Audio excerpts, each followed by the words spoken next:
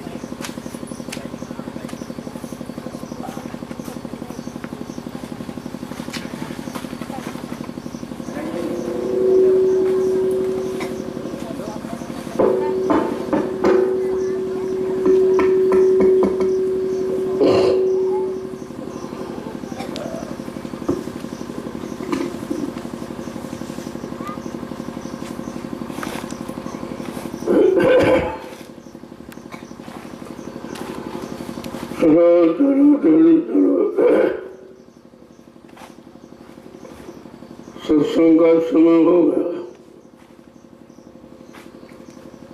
समय से आया करो सत्संग, ताकि कोई वचन छूटने न पावे। ये ऐसे वचन है जो कहीं आपको मिलेंगे नहीं। जो छूट जाएगा फिर वो जीवन में आपको नहीं मिलेगा। अभी मालिक की मौज है जो ये वचन फरमाए जा रहे हैं। एक समय ऐसा आएगा जो सब बंद हो जाएगा। अब लोग इन्हीं वचनों के लिए तरसेंगे। कहा था 500 किलोमीटर लोग दौड़ के जाएंगे, महात्मा आगे निकल जाए, फिर दौड़ेंगे, फिर आगे निकल। इसलिए आज जो ये समय मिला है इसको आप अपने लाभ में लगा लो।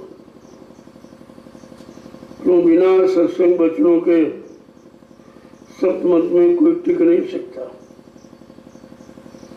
यहाँ कोई कथा वार्ता नहीं सुनाई जाती, यहाँ कोई मनोरंजन नहीं किया जाता। ये तो रात दिन आप करते ही हो, लेकिन कुछ उन वचनों को सुनो जिससे तुम्हारी जीवात्मा का भला हो जाए, क्योंकि इसका काम किसी ने किया नहीं है। शरीर इंद्रियों के बारे में तो सब कुछ बताया गया, लेकिन आत्मा के बारे में कुछ नहीं। अब तो ये संत महापुरुषों की दया हुई कलयुग में, जिन्होंने ये रास्ता खोल दिया। ये किसी को नहीं मालूम था कि सत्संग क्या होता है,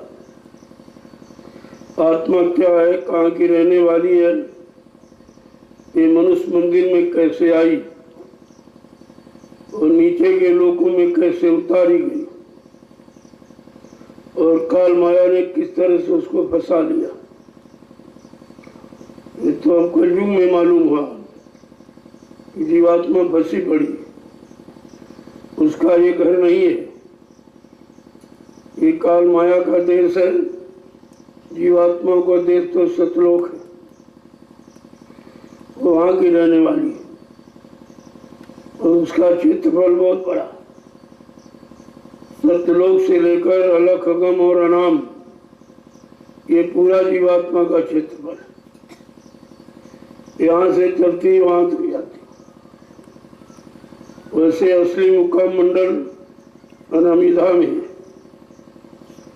लेकिन अनामिधाम से कोई आया नहीं था।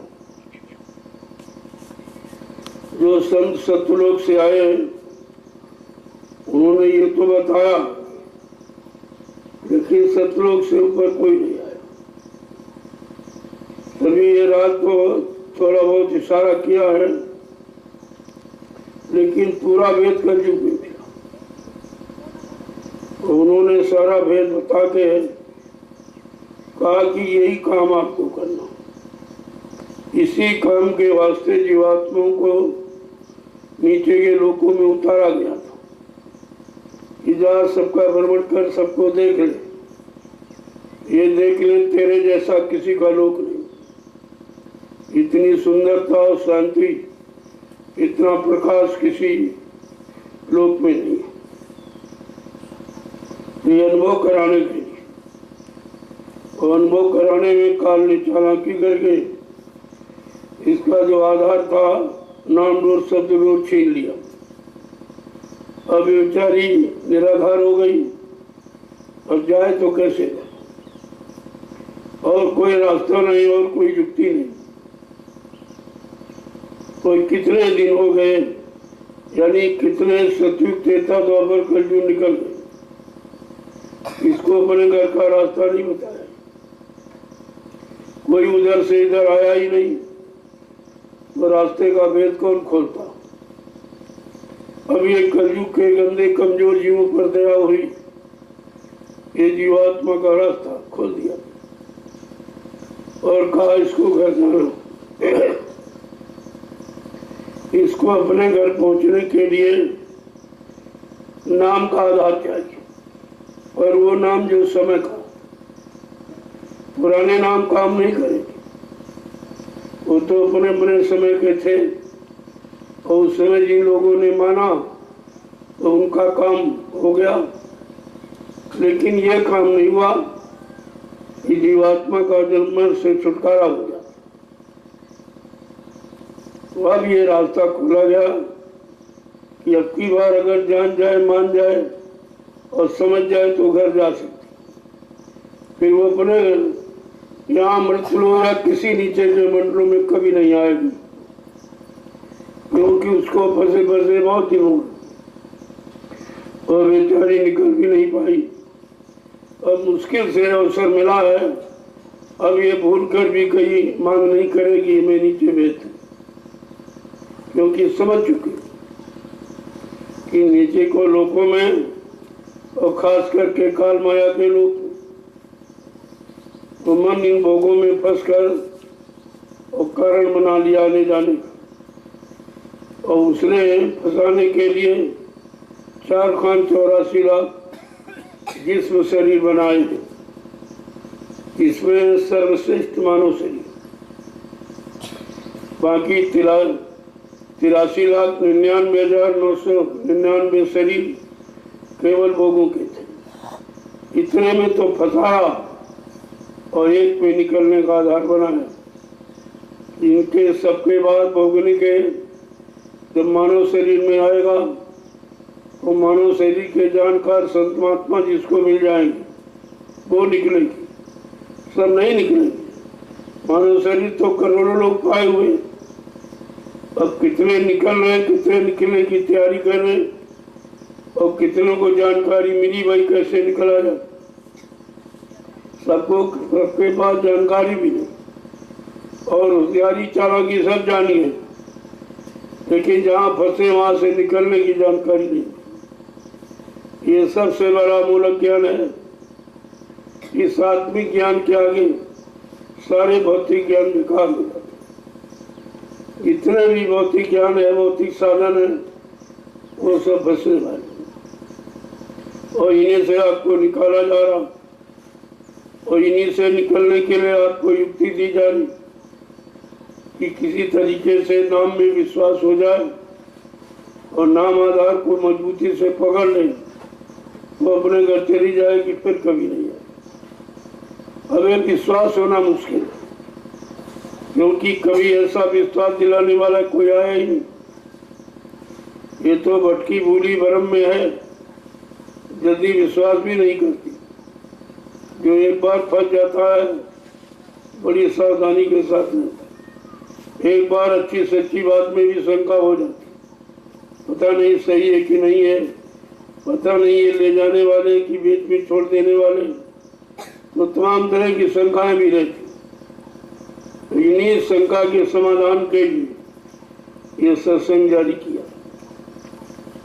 बिना सत्संग वचनों के सुने ये शंका नहीं जा सकती। और उसने बहुत तरह की शंका बनाई, जल्दी निकलने भी नहीं देगा। कहीं रात पाट, कहीं धन दौलत, कहीं मान सम्मान, ये सब झूठे लाभ में आपको फंसा देगा। और धीरे धीरे जब उसके अभ्यासी हो जाओगे तो वो झूठ के बगैर आप रह भी नहीं सकते। इतनी मजबूती के साथ उसने ये कर्मों का जाल बनाया फंसाने का। पहले तो था नहीं, जीवात्माएं आती थी और चली जाती, कोई कर्मों का विधान नहीं था। जब कर्म नहीं किए तो फंसेगा कौन? आती थी जाती थी, आती थी जाती। काल ने देखा मेरी तपस्या का कोई मतलब नहीं, मैंने हजारों वर्ष तपस्या की सत्पुरुष की, और उन्होंने खुश हो गए। तब के हम आशीर्वाद दे दिया कि भाई जो मांगना चाहे मांग ले। तो उसने सूत्रों का चेतन भंडार मांगा, इनको जीवात्माओं का भंडार दे दीजिए। अब वो बच्चों में फंस गए तो उसने ये भंडार मांग लिया। तो भंडार मांग लिया तो उसने उस पर अपना अधिकार जमाना चाहा, उसके लिए कर्मों का जाल बना दिया। दो आधार कर्मों के हैं, एक जिसे आप अच्छा कहते हो बुरा कहते हो, पाप और पुण्य या शुभ अशुभ कुछ भी कह लो, लेकिन ये दोनों फंसने वाले, ना अच्छे से निकलना होगा ना बुरे से। इसीलिए जीव बुरे से तो निकल गया लेकिन अच्छे से नहीं निकल पाया।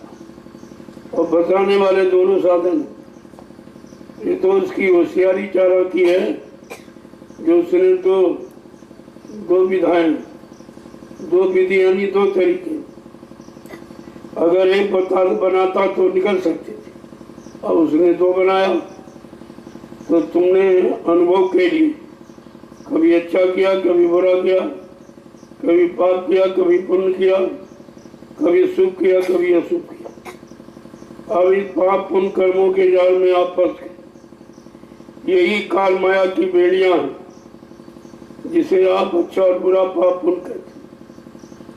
कहा ये पाप तो लोहे की बेड़ी, पुण्य सोने की बेड़ी, लेकिन बेड़ी तो दोनों खड़ी।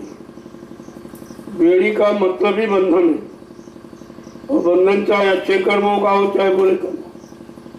बुरे कर्मों का तो एक बार आप छोड़ सकते हो, जानकारी मिल जाएगी, लेकिन अच्छे को नहीं छोड़ सकते, क्योंकि तुमने उसे अच्छा मान लिया। वो अच्छा नहीं हो तो और खराब। पाप से आपको घृणा हो सकती, लेकिन पुण्य से कभी घृणा नहीं हो। यही सबसे उसका अचूक बाण है जो उसने चला दिया, और इस सबको उसी में फंसा दिया। लेकिन जब संतों ने ये रास्ता बताया तो कहा तो पाप है ही, लेकिन पुण्य पाप का बाप है, जिसे आप कभी नहीं छोड़ सकते। इसलिए जीव इन दोनों का मुंह फंसा, पहले बुरे में पाप में फंसा था।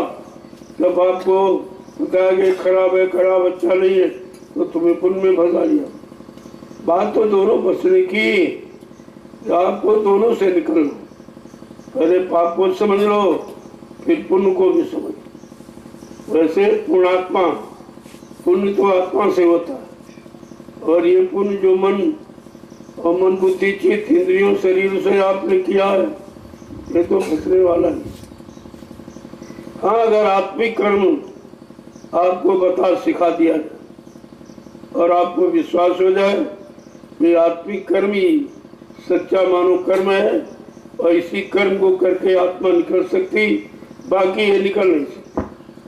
हाँ, राजा महाराजा, धनी मानी, गरीब अमीर ये तो बन सकते हो, लेकिन निकल नहीं सकते। निकलने के लिए ये दोनों रास्ते आपको छोड़ने पड़े, अच्छा और बुरा दोनों छोड़ना पड़े। भगवान कृष्ण इशारे में उन्होंने भी कहा, उन्होंने फंसाने की बात नहीं की। जब उनका काम हो गया, जिस काम के लिए आए थे, धर्म की स्थापना, दुष्टों का संहार और भक्तों की रक्षा, जब ये काम उनका पूरा हो गया, तब उन्होंने कहा भाई प्रचार करा, ऐसे चुपके से कोई नहीं जाता, जिसका काम पूरा हो जाएगा वही जाएगा, बाकी नहीं। उन्होंने बताया भाई मेरा तो काम हो गया, अब मैं अपने परम धाम को, जहाँ से मुझे यहाँ भेजा गया था इस काम के लिए, वो तो काम मैंने पूरा कर दिया, अब मैं अपने धाम को जाऊँ। उनके सबसे प्रिय मित्र उद्धव जी थे। तो उद्धव जी ने कहा, अरे भगवान क्या तुम्हारा धाम कहीं और है? अरे उद्धव ये मेरा घर थोड़ी, ये तो काल माया था, मुझे काल माया की बिगड़ी व्यवस्था को ठीक करने भेजा गया था और मैंने उसको ठीक कर दिया, अब मैं अपने परम धाम को। तो उद्धव जी ने कहा, कभी आपने बताया नहीं? कहा हमसे किसी ने पूछा ही नहीं, बताते क्या? तो कहा हमको भी ले चलिए, हमारा सारा समय तुम्हारे साथ निकलिए, मैं तो बुढ़ा हो गया हूँ, अब तो कुछ होगा नहीं, हमको भी अपने धाम पहुंचा दीजिए। कैसे? कहा भाई ये काम हम नहीं कर सकते, ये पहुंचाने ले जाने का अधिकार हमको नहीं। हाँ, अगर तुम हमारे साथ रहे हो, अगर पूछ रहे हो और जिज्ञासा है तुम्हारे में, तो मैं युक्ति बता सकता, ले नहीं जा सकता और युक्ति बता दूंगा कि जाओ उद्धव बद्रिकाश्रम। जब ज्योतिर्निष्ठ ब्रह्मनिष्ठ संत महापुरुष कलयुग में मानव शरीर में आएंगे, वो मानव शरीर में फंसी जीवात्मा को निकालने का काम करेंगे, रास्ता बताएंगे, सहयोग करेंगे और अपने बल पौरुष से उसे निकाल के घर पहुंचाएंगे। लेकिन वो कलयुग में जाओ, तब तक तुम तपस्या करो, जाओ बद्रिकाश्रम तब करो। तो बेचारे चले गए, वो तो ऐसे रह गए। जब वो नहीं जा पाए तो तुम्हारे सामने तो कागज पत्थर ही है, कृष्ण भी नहीं, राम भी नहीं, सब एक प्रमाण है पत्थर और कागज का, यानी जड़ता का, और जड़ तो आपको ले नहीं जाए। जब चेतन ने इनकार कर दिया कि ले जाना पहुंचाना ये मेरा, मुझको अधिकार नहीं मिला, तो ये पत्थर का आधार जो लोगों ने आपको फंसाने के लिए बना दिया, ये कैसे ले जाए? ये तो न बोलेगा, न चलेगा, न कुछ लेगा, न देगा, न कुछ रोक टोक लगाएगा। इससे तो आप और गंदा से गंदा काम करते। इसी जड़ धर्म की आड़ में लोग और बर्बाद हो गए और बुरा कर्म करते रहे, जब तो माफी हो जाए। ये नहीं सोचा कि माफ करने वाला तो है ही नहीं कोई, ये तो केवल एक प्रमाण दिया जाए, इसके सामने तुम कोई बुरा न करो। जब पत्थर के सामने जो मंदिरों में जगह जगह रखा है, वहाँ भी जो लोग जाते तो बुरा कर्म नहीं करते, इतना उनको डर भय पैदा कर दी, तो कि वहाँ है कुछ। जब ये जड़ से तुमको भय पैदा करा दिया गया, अगर चेतन मिल जाए और उनसे भय पैदा करके बुरे कर्मों को छोड़ दो, तो काम तुम्हारा बहुत जल्दी हो सकता। लोगों कितने कठिन व्यवस्था बनाकर फंसा दिया, अब ये कोई नहीं बताता। हिंदुस्तान में आप कहीं चले जाओ, ये चर्चा कहीं, जो ये दयाल बाग में हो रही है वो कहीं नहीं। ये दयाल का बाग है, उसकी यादगार में ये बनाया गया, तो इसलिए यहाँ तो दयाल का ही संदेश है। काल का संदेश नहीं होगा, जानकारी दी जाए कि तुमको काल ने कैसे फंसाया और तुम कैसे निकलोगे, और तो निकालने वाला कोई है नहीं। जो तुमने आधार बनाया था कि शायद पत्थर का भगवान निकाल दे, शायद कागज कैलेंडर वाला निकाल दे, शायद तीरथ मूरत में रहने वाला निकाल दे, तो वो तो निकाल नहीं सकता, वो अपनी जगह छोड़ ही नहीं सकता। न चलता है, न फिरता है, न बोलता, न चलता है, न खाता, न पीता है, न लेता, न देता है, न कोई आशीर्वाद, न कोई श्राप। ये भी उसकी कोई बात उसके बस की। अब ये इतनी पुरानी श्रद्धा जो आस्था लोगों ने जड़ में बना रखी, तो बेचारे इतनी जल्दी नहीं छूट पाए जब तक कोई चेतन आधार नहीं मिले। जैसे कह दिया जाए ये कपड़ा चलो उतारो इस कपड़े का, भाई उतारेंगे जब दूसरा तुमको दो, हम नंगे थोड़ी रहेंगे। अगर नया कपड़ा दे दिया जाए तो पुराना झटके से उतार के आप फेंक दो, लेकिन कोई न कोई होना चाहिए। तो आधार तो पत्थर का बना दिया और चेतन आधार बनाया नहीं, तो बेचारे उसी में फंसे रहे और आज भी फंसे। 99% आज भी फंसे उसी, और उसी को प्रमुख मान रहे और उसी को भगवान मान लिया। यानी मतलब ये सब अज्ञानता के कारण। जब कोई सच्चा ज्ञान देने वाला, सच्ची युक्ति देने वाला और सच्चा रास्ता बताने वाला जब कोई नहीं आया, तो बेचारे उसी पुराने में फंसे पड़े। लेकिन अब धीरे धीरे धीरे धीरे, वैसे शास्त्रों ने इशारा तो किया, लेकिन उस इशारे को लोगों ने समझा नहीं। धर्मशास्त्रों ने तो कहा कि नहम बसामी वैकुंठे योगिना हृदय न चा मम भक्त्वा यत्र गायन्ति तत्र तिष्ठामि नारदा। कहा हे नारद, जहाँ तुम हमको खोज रहे हो या लोगों को बता रहे हो, ये तुम्हारा झूठा संदेश। मैं वहाँ कभी रहता ही नहीं, वहाँ कभी मैं आया ही नहीं। तो ये बताया था, अगर उसको मान लिया होता तो कोई नहीं करती। तो तुमने धर्म ग्रंथों की बात नहीं मानी। तो साफ साफ कहते हैं, मैं ना तो पत्थर, न कागज, न पानी, न तीरथ, न मूरत, मैं इनमें कभी गया ही नहीं। ये मेरे रहने के स्थान नहीं है। मैं तो तुम्हारे सब के अंदर जीवात्मा रूप में बैठा हूँ, अंश रूप। ये जीवात्मा परमात्मा का अंश है, अंश रूप में मैं तो तुम्हारे सब के अंदर, बाहर कहीं नहीं। अब अंदर की बात समझ में आई नहीं, बाहर बेचारे फंसते रहे, खोदते रहे, ढूंढते रहे, मिला कहीं कुछ नहीं और फंसो। मिला नहीं फिर भी फंस गए। अरे मिल जाता तब आप फंस जाते तो ठीक था, लेकिन बिना मिले आप फंस गए। ये कितनी बड़ी अज्ञानता का परिचय है।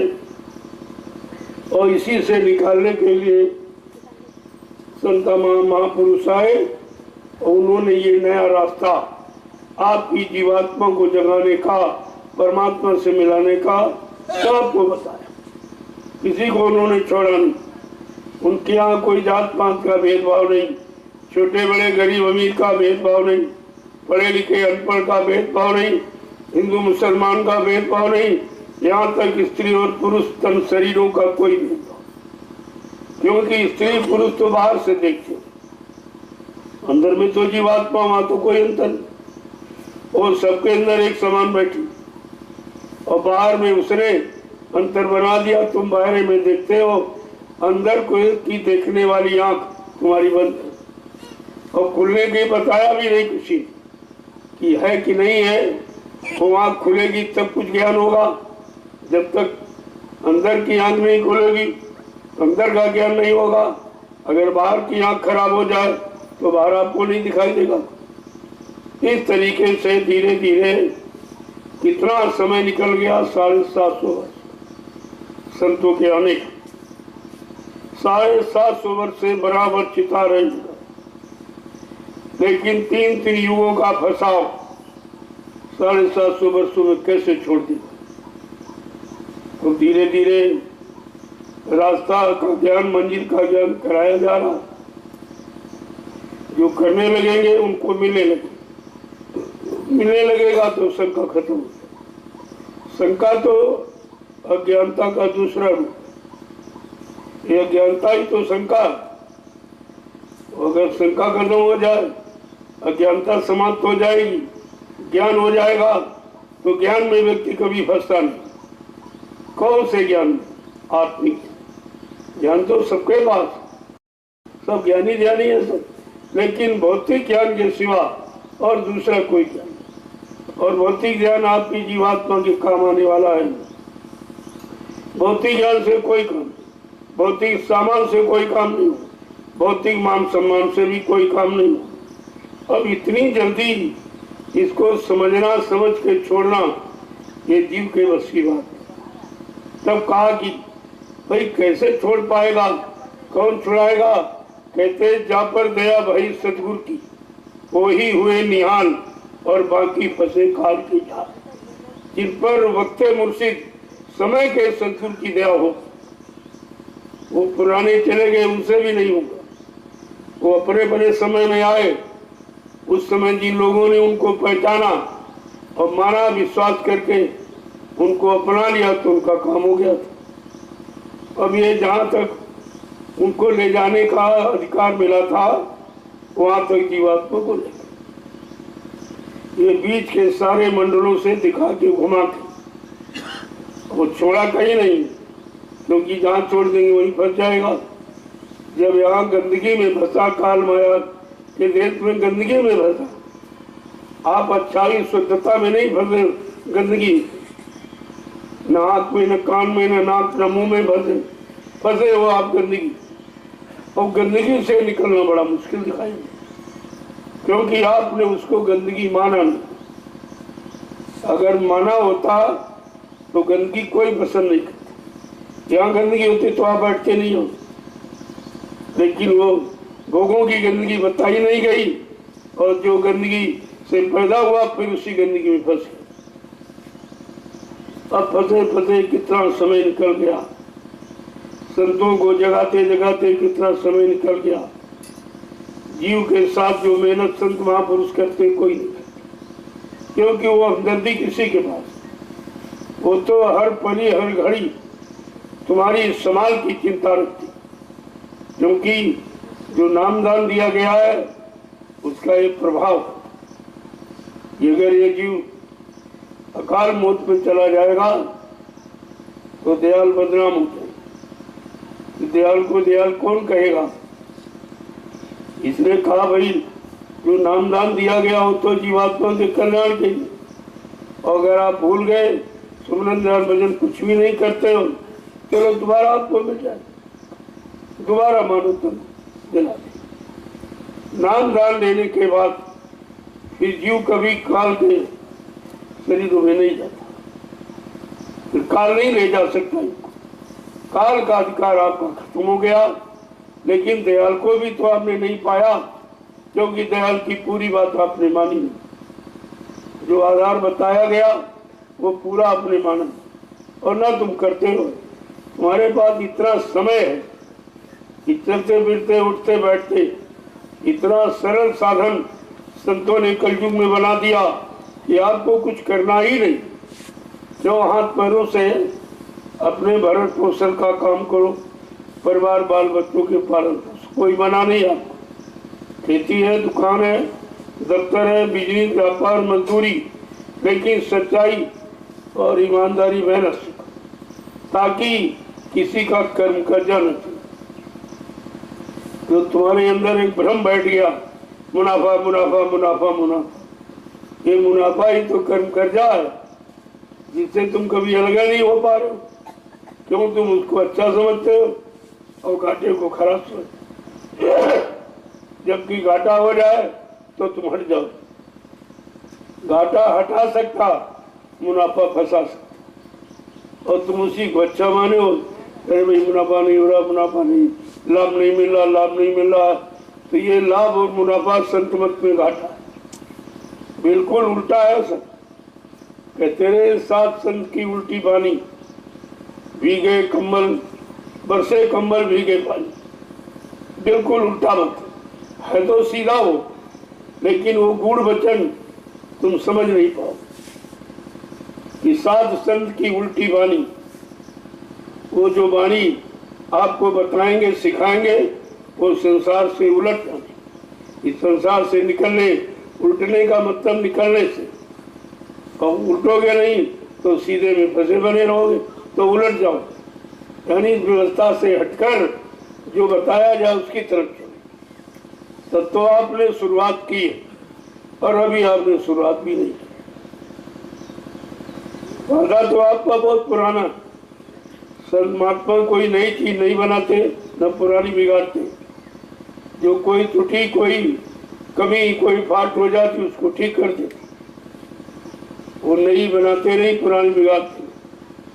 जो जीवात्मा ने वादा पुराना किया, यह प्रभु कृपा करो ये भांति, सब तज भजन करम दिन रात। हे प्रभु, हे मालिक, यानी हमारे ऊपर ऐसी दया करो कि मैं दिन रात तुम्हारा भजन करूं। इस गर्भ के नरक कुंड से, इस गंदगी से आप हमको बाहर कर दीजिए। तो कह रहा भाई बाहर जाके करोगे क्या? कहा मैं दिन रात तुम्हारा भजन करूं। कहा हमने तो बहुतों बार तुमको बाहर किया। जब मुसीबत में तो वादा करती हो, जब मुसीबत कट जाती और तुम पहुंचे वहां तो काल माया की चकाचौंध में फंस जाते हो। फिर तुम भूल जाते हो कि हमने कोई वादा नहीं किया। संत महापुरुष उसी भूरे बिछड़े वादे की याद दिलाते। जो तुमने माँ के गर्भ में जो वादा किया था वो तुम भूल गए हो। चलो जल्दी से वादे को ध्यान में ले आओ और ये पकड़ो, अपने काम में लग जाओ, नहीं दोबारा ये मानो तनाव आपको मिलेगा नहीं। सब तरफ से कहा कि अगर मुसीबत, आपत्ति, दुख, तकलीफ, बीमारी, महामारी, लड़ाई झगड़ा, दैवी प्रकोप, दुर्घटना या काल मौत, ये इतना दुख का साधन है। अगर इससे मुक्त होना चाहते हो तो ऐसे बिन हरि भजन खगेसा और मिट्टी है न जीवन केर कलेसा। मानो जीवन में आने वाले जितने क्लेश माने दुख, तकलीफ, बीमारी, महामारी, लड़ाई झगड़ा, ये सब हरि भजन से जाए। न पूजा से, न पाठ से, न तीर्थ, न व्रत से, न गंगा स्नान, इससे ये जाने वाला कुछ नहीं। ये प्रभु भजन से जाए। इसलिए आपको भजन का रास्ता दिया। संसार में पूजा पाठ का रास्ता नहीं, उसमें भी लोग फंस गए पूजा पाठ में और मिला कुछ।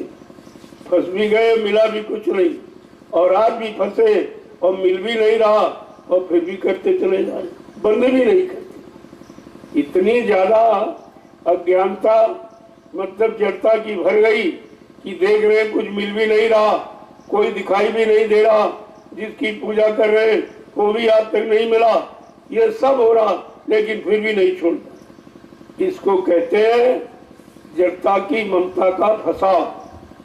इतना फंसाव हो गया अब आप निकल नहीं पाए। जानते हो तुम्हारे शरीर से जितने रिश्ते जोड़े थे वो सब घाटे के। कोई तुमको देने वाला नहीं है, सब तुमसे लेने वाला। और तुम देते देते तुम्हारा जीवन ही खत्म हो जाएगा, उनका मांगना बंद हो जाएगा। वो तो मांगते ही नहीं। एक बार पूर्ति कर दो फिर मांगेगा, दूसरी बार पूर्ति की फिर मांगेगा।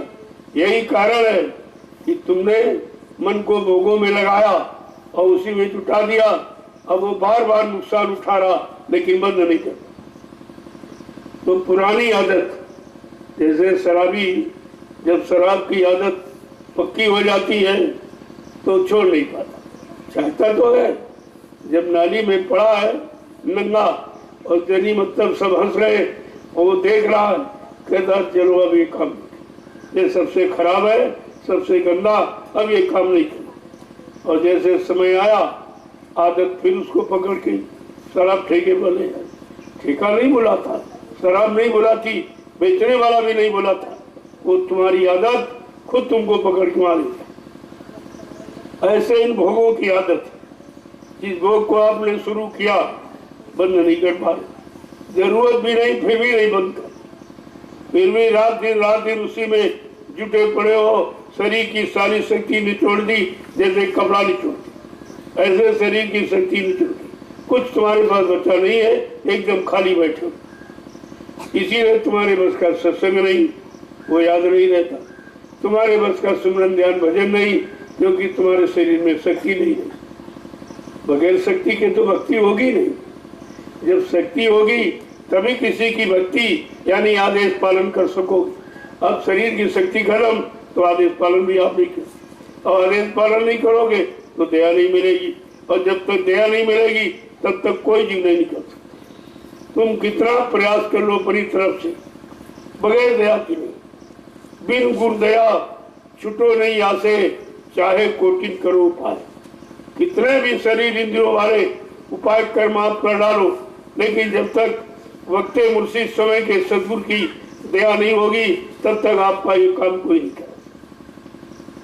अब आपकी समझ में धीरे धीरे आ रहा कि हम तो भजन का वादा किए थे, वो भजन जो तो किया नहीं, पूजा में अलग से फंस गया, और जिसमें फंस गया उसमें मिला भी कुछ, और फिर भी बंद नहीं कर पा रहे। ये आदत हैबिचुअली, जब आदती बन जाओगे तब वो आदत तुमको मजबूर कर देगी।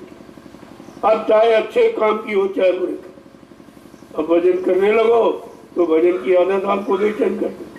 बगैर कि भले ना कुछ मिले, लेकिन बगैर किए तुम्हें चैन नहीं मिलेगा कि भाई आज हमने माला नहीं किया, आज हमने ध्यान नहीं किया, आज भजन नहीं किया है, और सत्संग में नहीं गए, बहुत दिन हो गए, सालों निकल गए।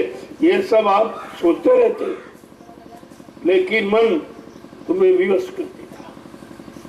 ये मन की व्यवस्था है, व्यवस्था आपकी तो मन ने विवश कर दिया। अब इसकी ये व्यवस्था कैसे खत्म हो, उसके लिए आपको सोचना चाहिए।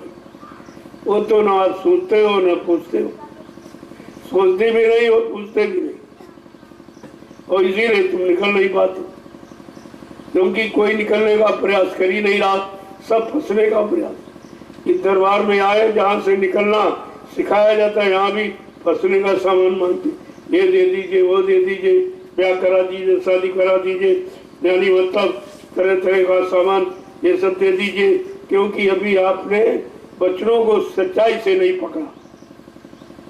जो सत्संग वचन सच्चाई से पकड़े होते तो काल माया के सामान की डिमांड आप खत्म करते, जान जाते कि भाई हमारा नहीं, जो हमारे पास है वही नहीं साथ जाएगा, और मांग करके हम और फंस सकते हैं, लेकिन ले वो भी नहीं जा सकते। तो धीरे धीरे धीरे धीरे आते रहोगे, जाते रहोगे, सत्संग बच्चों को जगह देते रहोगे, अंदर में सेवा का भाव बना रहेगा, सत्संग सुमरन ध्यान भजन का नशा चढ़ने लगेगा।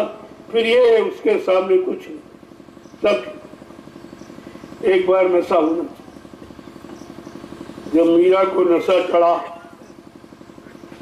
कह रही मायरी मैंने तो नाम रतन धन, ये नामदान है, कहा अमूलक रतन धन है, कहा मैंने तो वो पाया, और किससे पाया?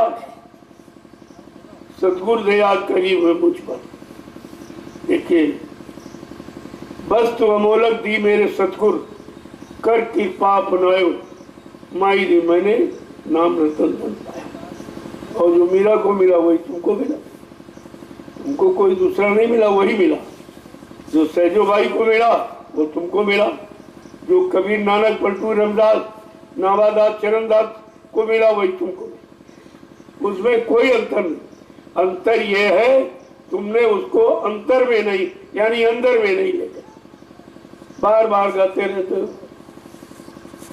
बार बार सुनाते रहते हो, सुनते रहते, और बार वाला काम आने वाला है नहीं।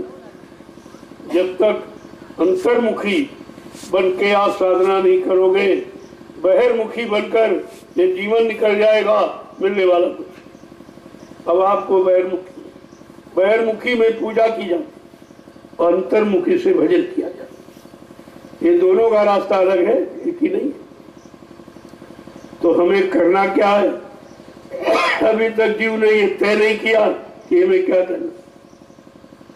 अरे तुम्हें भजन करना कुछ नहीं, और भजन करने में कोई खर्चा नहीं, कोई सामान जुटाना नहीं, कुछ।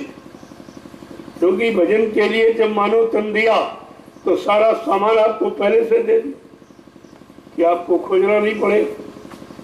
मंदिर आपको ईंट पत्थर का बनाना नहीं पड़ेगा, ये बना बनाया 5 मसाला मिलाकर बनाया, जल पृथ्वी अग्नि वायु आकाश, इन 5 मसालों को मिलाकर और विचित्र कारीगरी से ये मानो अनमोल मंदिर बना के परमात्मा ने अपनी जीवात्मा को रहने के लिए बनाया। ये जीवात्मा का मकान है, तुम्हारा नहीं, और जीवात्मा को रहने के लिए बनाया। अगर जीवात्मा का मकान ना होता तो जीवात्मा के निकल जाने के बाद ये मकान बेकार क्यों हो जाता। ये तो साफ जाहिर है कि जीवात्मा को रहने के लिए मिला, और जिस दिन जीवात्मा निकल जाएगी ये शरीर आपका बेकार, फिर आप कोई काम नहीं कर। जीवात्मा रहेगी तब तक आप समाज का, परिवार का, इधर का उधर का ये सब काम कर सकते हो, लेकिन चेतन जीवात्मा के निकल गई फिर ये कोई काम नहीं करेगा, ना कोई काम करेगा, ना कोई सामान का प्रयोग, फिर तुम्हारा धरा का धरा रह जाए। तुमने 10-20 मकान बना डाले, सैकड़ों बीघे जमीन बना डाली, कुछ बाल बच्चे बना डाले, तो सामान इकट्ठा कर लिया, लेकिन ये नहीं मालूम था कि जब तक जीवात्मा रहेगी इस सामान का आप प्रयोग कर सकते हो।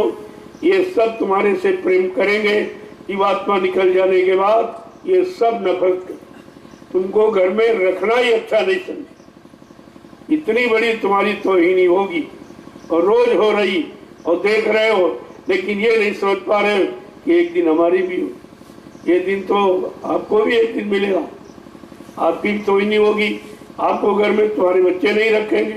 तुमने बच्चों के लिए, अपने के लिए मकान बनाया, लेकिन जब जीवात्मा शरीर से निकल जाएगी तो इस शरीर को तुम्हारे बच्चे भी घर में नहीं, तो अब नहीं सोचेंगे तुमने बनाया। हाँ नहीं नहीं भाई, अब ये मुर्दा का नहीं है, जिंदे का। जिंदों का मकान जिंदे रहेंगे, मुर्दे नहीं। धीरे धीरे धीरे धीरे ये जानकारी जब पक्की हो जाएगी तब आपको वैराग हो जाएगा, यानी इससे आप अलग होने की सोचोगे। बहुत दिन निकल गया, हमारे बाबा परदादा, हमारे पिता ये सब आए और सब छोड़ के चले गए और कुछ नहीं लेके गए, तो हम ही झूठे सामान में क्यों फंसे, क्यों अपना वक्त खराब करें। चलो हो ना हो अपने घर की तैयारी करें। जब पता चल गया ये हमारा घर नहीं है, ये सामान हमारा नहीं, ये शरीर भी हमारा नहीं, ये रिश्ते नाते भी हमारे नहीं, ये सब पराये हैं, ये काल माया ने फंसाने के लिए आपको सामान दिया था और तुमने समझा कि काल माया हमारा सहयोग कर हमको शरीर दे दिया। अरे पहला बंधन देह का, दूसरा त्रिया जान, चौथा पुत्र, पांचवा नाती मांग, ये बंधन। इतने बंधनों से आपको निकलना मुश्किल, क्योंकि इनको आपने अपना मान लिया, ये तुम्हारा नहीं है। महात्मा सब तरफ से आपको जगाने का ही काम करते। उन्होंने पूरी जानकारी दी कि जिनको तुमने अपना बनाया, जो रिश्ता नाता आप बनाए बैठे, ये झूठ है। इनमें से कोई भी तुम्हारे साथ नहीं है, तुम्हारी कोई मदद नहीं करेगा। जो मदद दिखाई दे रही वो फंसाने की, वो निकालने वाली मदद नहीं। तो कहा भी किससे भी निकला जाए। कहता तुमको जो सीख दी जा रही, जो शिक्षा तालीम दी जा रही, जो अभ्यास कराया जा रहा, जो रास्ते पर चलाया जा रहा, जो नाम की युक्ति उसका भी अभ्यास कराया जा रहा, ये सब निकलने के रास्ते। इन्हीं रास्तों से निकलोगे और बाकी जो तुमने अपनी मनमुक्ता से कुछ बना रखा वो निकलने का नहीं, फंसने। ये सब चीजें बिना सत्संग के तो आप कुछ जान ही नहीं। तो कभी तुम महीनों नहीं आते। अगर 2000 दिन बच्चा स्कूल ना जाए तो उसके अंदर ये होता कि हम बहुत पीछे हो, अब ये कोर्स कैसे कवर करें। बहुत पीछे हो गए, धीरे धीरे उसकी श्रद्धा ही खत्म हो गई। और तुम तो महीनों नहीं आते हो, तो तुम्हारा ये कोर्स कितने पीछे चला गया। और तुम इस पर कभी विचार भी नहीं करते कि पीछे चलेंगे कि आगे चलेंगे, क्योंकि उसमें अभी आपकी सच्चाई का ज्ञान नहीं है। महापुरुष तो कहते हैं, उन्होंने रिश्तों से जानकारी दी, जिन रिश्तों को आप फंसे उसका नाम है रिश्ता। रिश्ता माने बहना, यानी फूटा हुआ। ये टूटा है, फूटा है, ये तुम्हारा नहीं है। रिश्ते का मतलब ही है ये फूट गया और एक दिन खत्म।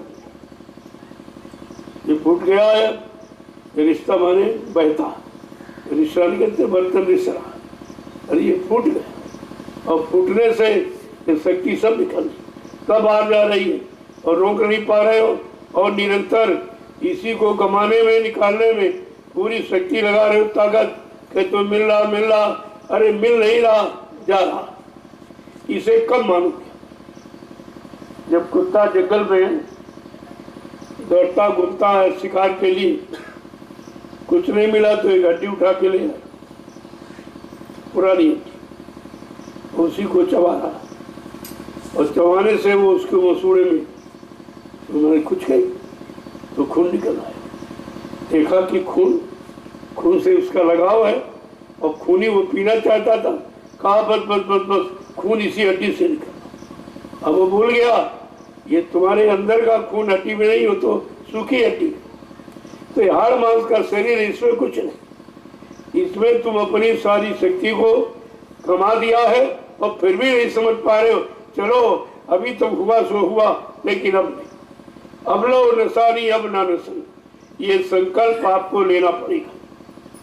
अगर सुधरना चाहते हो, कुछ पाना चाहते हो, जीवात्मा को परिघन पहुंचाना चाहते हो, तो आपको ये समझना पड़ेगा। ये कुत्ते की तरह तुम हड्डी में जुटे पड़े, वहां कुछ नहीं, कुछ भी। वो तुम्हारा खून, तुम्हारी शक्ति, तुम्हारी ताकत ये खराब हो रही, नष्ट हो रही, खर्च हो रही। तुम समझते हो इस शरीर से कुछ मिलेगा, अरे किसी शरीर से कुछ नहीं मिलेगा। अपना ही खो रहे हो, अपना बर्बाद कर रहे हो, लेकिन समझ नहीं पा रहे हो कि हमारा मोलक तत्व शरीर से ना जा रहा, जो परमात्मा से मिलने के लिए, जीवात्मा को जगाने के लिए ये शक्ति ताकत आपको दी गई थी, वो अपने भोगों में नष्ट कर दी और अब भी नष्ट करते जाए। कार्य संकल्प तो लो कि अब लो नसानी अब न, लेकिन ये कब निकलेगा तुम्हारे मुंह से? जब समझ ऐसे कहते रहो, बढ़ते रहो, कहते रहो, बढ़ते रहो। निकलने की बात कभी छोड़ने की बात सोचते नहीं, और कह दिया जाए तो तुम आने बंद कर दो। अरे हमको परिवार से, हमको बीवी से, बच्चे से अलग कर रहे हैं, ये कर रहे हैं, वो कर रहे हैं। वो तुमको नहीं अलग कर रहे, तुम्हारा हानि, तुम्हारा नुकसान उससे तुम्हें अलग कर रहे। अब तुमको वो दिखाई नहीं दे रहा, समझदारी नहीं आ रही कि हमारा कोई नुकसान। इसलिए प्रेमियों, ये मानव तन केवल एक काम के लिए मिला, प्रभु प्राप्ति। इसके अलावा जहां तुम लगाए हो, खर्च कर रहे हो, ये तुम्हारा व्यर्थ में समय जा रहा, उधर से कुछ मिलने वाला नहीं। इतने दिन आपने किया, किसी ने इनाम दिया तुमको? परिवार ने, बच्चों ने, बीवी ने, भाई ने, बाप ने और अड़ोसी पड़ोसी, जात बिरादरी, किसी ने आपको सम्मान दिया? कहा कि बहुत अच्छे हो, बहुत मेहनत करते, कुछ ये कहां से मिलने वाला? ये संत दरबार से मिलता, इसलिए कलयुग का अनोखा दरबार है।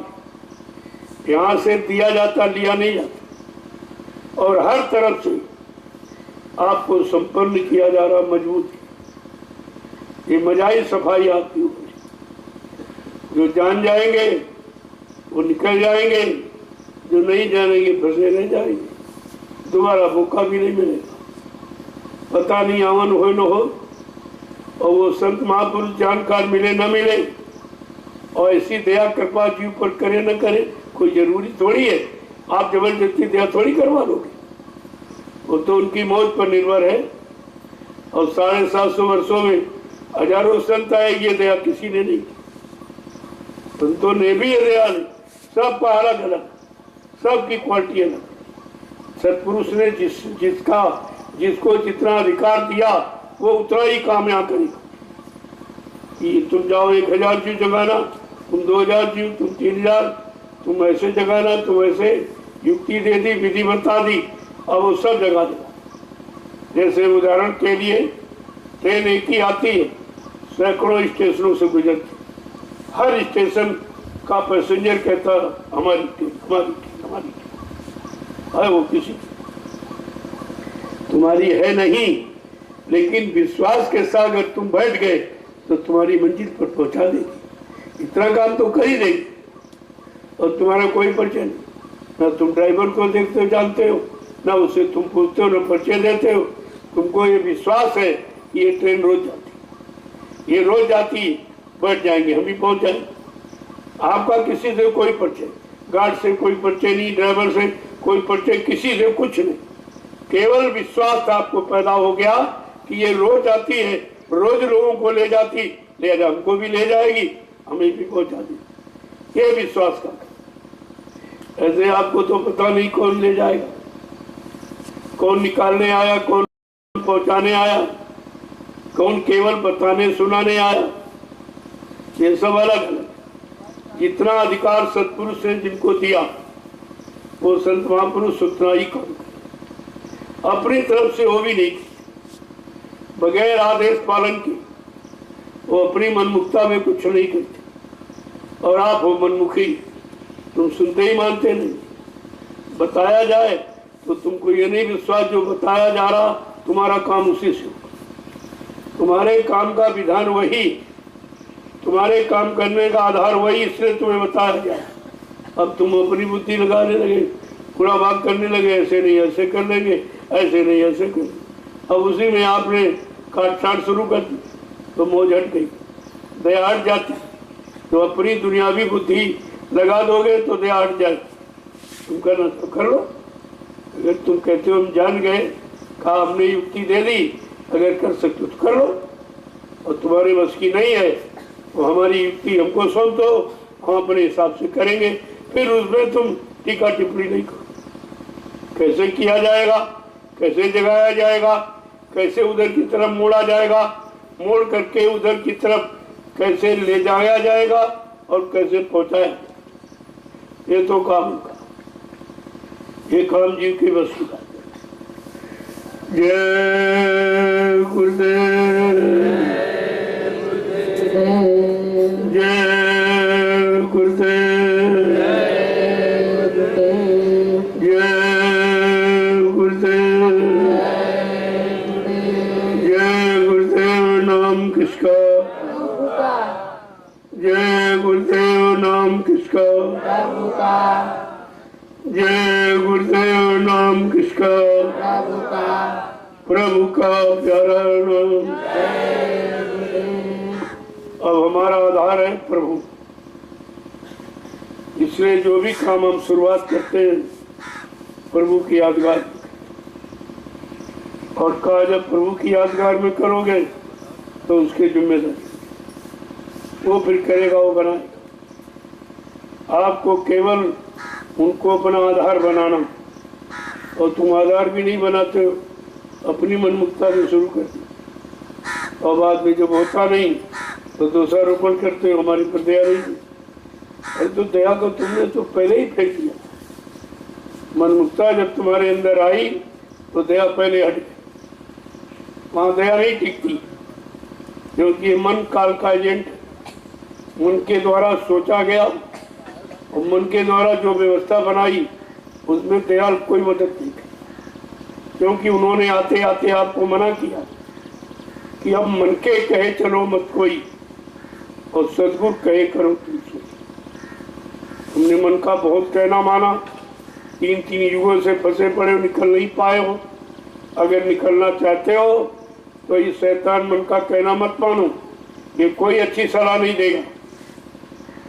इसलिए सदगुरु की सलाह, उनके वचनों पर चलो तो तुम सब तरफ से बच जाओगे, तुम्हारा कोई कुछ नहीं कर सकता। सदगुरु की मान्यता देने वाला और सदगुरु को अपना संपूर्ण आधार जिसे ने बना दिया, कहा उसका काल कुछ नहीं कर सकता, काल भी उसका कुछ नहीं कर सकता, क्योंकि काल अगर हारा तो दयाल से हारा।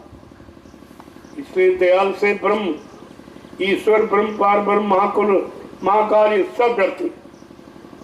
वो शक्ति मृत्यु मंडल पर आई जिससे सब डरते, सब भयभीत।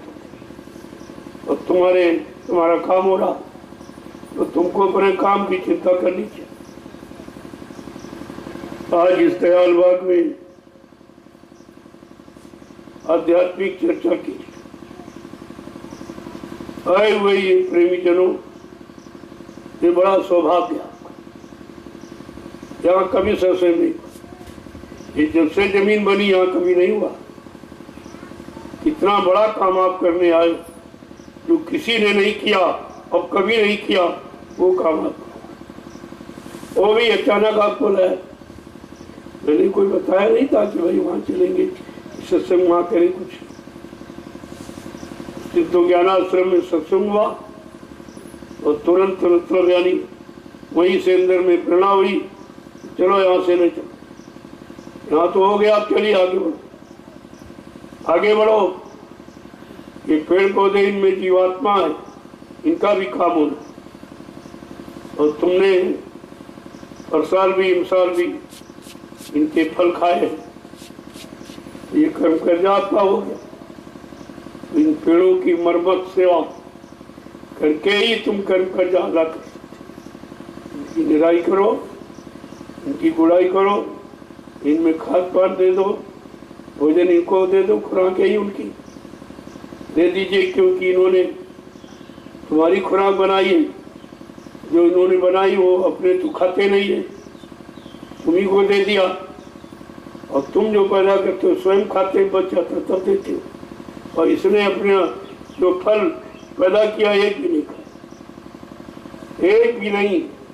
इसीलिए तो कहा वृक्ष का वो नहीं फल बखाए, नदी न संचय नीर, परमारथ के कारण साधु धरा शरीर।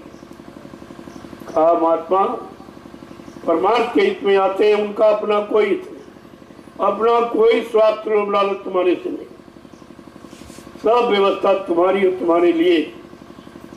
और आप देख भी रहे हो, जो तुमने सेवा श्रद्धा, मैंने तो मांगा नहीं, आपने अपनी श्रद्धा से जो दिया उसी का ये फल आपके सामने। आज आप अपनी गाड़ी कमाई करके जो स्थान बनाया है, उस स्थान पर आप बैठे हो और सुमरन ध्यान भजन करते हो, सत्संग सुनते हो। कितना बड़ा लाभ इस सेवा का। ऐसे तुमने बहुत धन खर्च किया, बहुत बर्बाद किया, लेकिन ये लाभ कहीं नहीं। जो लाभ यहाँ प्राप्त कर रहे हो, जो तुमने अपनी श्रद्धा सेवा भाव से 1 रुपया 2 रुपया 10 50 100 जो भी आपने दी, वो सब आपके सामने लगा।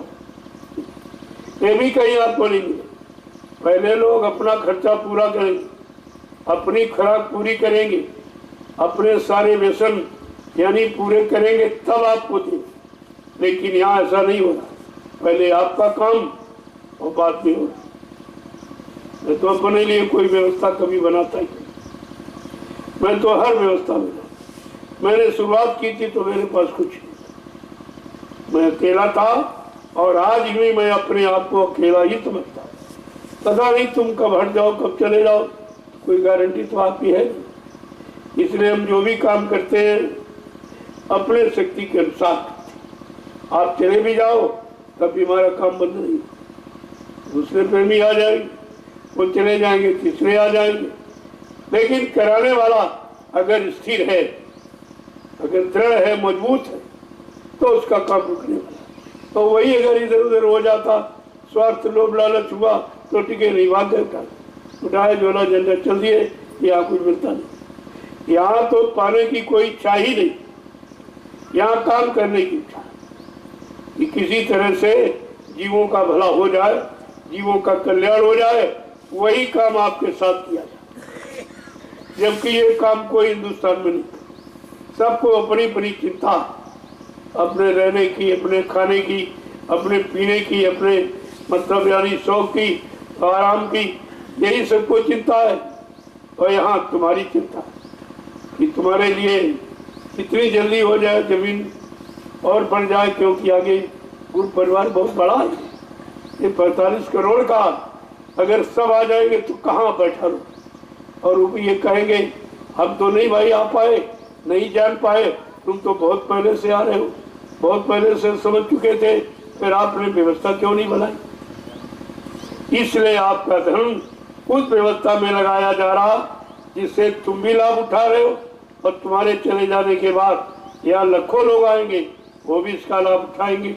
ये आपका परमार्थी, इस्लाम में कोई बंटवारा नहीं, ये परमार्थी कमाई, इसमें कोई बंटवारा नहीं कर सकता। बाकी तुम करोड़ 2 करोड़ इकट्ठा करोगे, बाल बच्चे सब बांट सब छीन लेंगे, तुम्हारे पास एक पाई नहीं छूट। लेकिन ये परमार्थी डगर ऐसी है, इसमें से कोई बंटवारा नहीं, चाहे शरीर की सेवा हो, चाहे मन धन की सेवा तन की हो, चाहे विचारों की हो, कोई भी सेवा किसी तरह की हो, इसमें आपका परिवार का कोई व्यक्ति बंटवारा नहीं।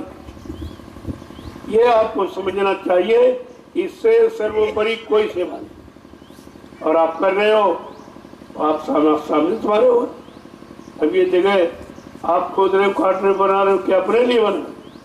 अरे भाई संगत आएगी, बैठेगी, चलो हम नहीं भजन कर पा रहे तो भजन करने वालों के लिए जगह बना दूंगा, वो बैठेंगे, भजन करेंगे, तो कुछ % हमको भी मिल जाए, आपका भी लाभ शामिल है। यहाँ जो भी काम आप कर रहे हो वो परमार्थिक है। चाहे छप्पर छानी हो, चाहे जमीन खरीदी जाए, चाहे जमीन को बराबर किया जाए, या ये जंगल काटो, ये सब परमार्थिक है। क्योंकि इसमें तुम्हारा कोई निजी स्वार्थ नहीं। किसी से पूछो भाई ये क्यों बना रहे हो? भाई हमको तो आदेश मिला, हम तो आदेश का पालन करते, क्यों करा रहे, ये इसके विचार नहीं। अब ये जानते कि हमारे हित में ही किया जा रहा हो, जो करेंगे हमारे हित में करेंगे और हमारे लिए करेंगे, क्योंकि उनका कोई निजी शरीर का परिवार नहीं है, वो तुम्हारे लिए तो जो भी करूंगा सब अपने लिए। कुछ ये इतनी जमीन ली गई है, आपने देखा नैमिषारण्य से लेकर यहाँ मेरे नाम कोई 1 इंच भी मेरे नाम नहीं, क्योंकि हमको इसकी जरूरत नहीं। हमको तुम्हारी जरूरत है और तुमको हमसे व्यवस्था की जरूरत है, तो व्यवस्था आपकी बनाई जा रही, बैठने की, रहने की। अब धूप इतनी तेज होगी, आप कहाँ बैठ पाते? देखिए आपका पास कितना बड़ा काम हो रहा, कितने लोग लाभ उठा रहे, और जब तक ये पेड़ रहेंगे तब तक लोग लाभ उठाते रहेंगे। और इस पेड़ों की कीमत आपने चुकाई है, जमीन की कीमत आपने चुकाई, मैंने तो कुछ किया, मेरे पास कुछ है, मैं क्या, आपने दिया उसी को लगा दिया। ये है कि सही जगह लगा, इसमें हम किसी की नहीं सुनते। कहते थे भाई अपनी बुद्धि अलग रखो, अगर सहयोग करना तो करिए, नहीं हटिए पीछे। बहुत लोग आ रहे, तमाम सहयोगी मिल जाएंगे, लेकिन हम प्राथमिकता तुमको देना चाहते हैं, क्योंकि शुरुआत तुमने की है। ये लाभ पहले आपको मिले और बाद में जो पीछे से आएंगे उनको मिल जाएगा। लेकिन अगर आप इस तरह का कोई अहंकार, गरूर, गुमान, घमंड करके आओगे तो फिर लाभ से वंचित है। इस धरती पर आने वाले बहुत, काम करने वाले बहुत, सेवा देने वाले बहुत। मैं तो कोई सेवा की अभी बात ही नहीं करता। अभी आप स्वेच्छा से दे रोशी में, तो क्या जरूरत हमें कहने की? जब देखूंगा कोई बड़ी सेवा है नहीं उससे पूरी, तो एक दिन कह दूंगा कि भाई आपकी व्यवस्था बनने जा रही, आपका पूरा परिवार अब आ गया है, अब इसमें भीड़ बढ़ गई, जगह की आवश्यकता है, आप थोड़ा थोड़ा अपनी गाड़ी कमाई का इसमें लगा दो, तो कह दूंगा। वैसे जरूरत नहीं तो कभी नहीं, और जो जरूरत है वो पूरी हो रही इतने से, तो फिर फालतू सेवा क्यों मांगी? कोई अपना कोष, कोई अपना खजाना, कोई अपना खाता भरना होता तो। हमको तो जरूरत आपको है, हमें अच्छी तरह जानता हूँ, और आप अपनी जरूरत पूरी नहीं कर सकते, और वो तुम्हारी जरूरत तुम्हारे गाड़ी कमाई से ही पूरी की जाए। बहुत लोग आए कि हमारा 1 करोड़ ले, 2 करोड़ ले लो, हमारी नेम प्लेट लगवा देना। अरे भाई ये काम यहाँ नहीं होता। ये काम ये नहीं होता कि तुम्हारे बाद तुम्हारे बच्चे आकर इस पर अधिकार जमाए कि हमारे बाप ने खरीदी, हमारे बाप ने करोड़ रुपए दिया जाए हमारी, हम ये झगड़े वाला काम तो कहता भाई 1 रुपए देना चाहो दे दो, और बाकी 1 करोड़ रुपया ले रहा हो गरीबों में बांट दो, उधर गरीबों में बांट, हमको नहीं चाहिए। तो लोगों को ऐसा नहीं एहसास हो रहा कि समय बगैर पैसे को कुछ चल ही नहीं रहा। पैसे के लिए लोग चोरी करते, झूठ बोलते, छलकपट, बेईमानी करते, और यहाँ कोई बात ही नहीं। यहाँ तो स्वेच्छा से आ रहा, उसको भी अपना नहीं माना जा रहा, केवल ये माना जा रहा कि इन्होंने हमको दिया, अब हमारे पर कोई बोझा न बने, तो हम आपके काम के लिए ऐसे ही लगाते रहे। ये आपको समझ लेना चाहिए। और सेवा मिली है तो कर लो, और नहीं तो पीछे हट जाओ। हाँ, बहुत लोग आ रहे, लोगों की कमी नहीं। जब मैं अकेला था तब नहीं कभी समझी, अब तो करोड़ों लोग साथ, कोई दिक्कत नहीं है। काम करने वाले, देने वाले बहुत, मैं तो कुछ कहता ही नहीं हूँ कि जब स्वेच्छा से आप 100, 10, 50 दे रहे हो, उसी से काम हो रहा, तो फिर मांगने की जरूरत क्या? धन का कोई और काम नहीं है। धन का काम है जीवों की व्यवस्था बनाना। अगर व्यवस्था में लग गया तो ये धन तुम्हारा साथ चलेगा, और वैसे तुम नहीं ले जा सकते, एक पाई भी नहीं।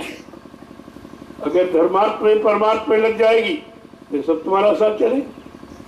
यही तुम्हारी सेवा नरकों से बचाएगी।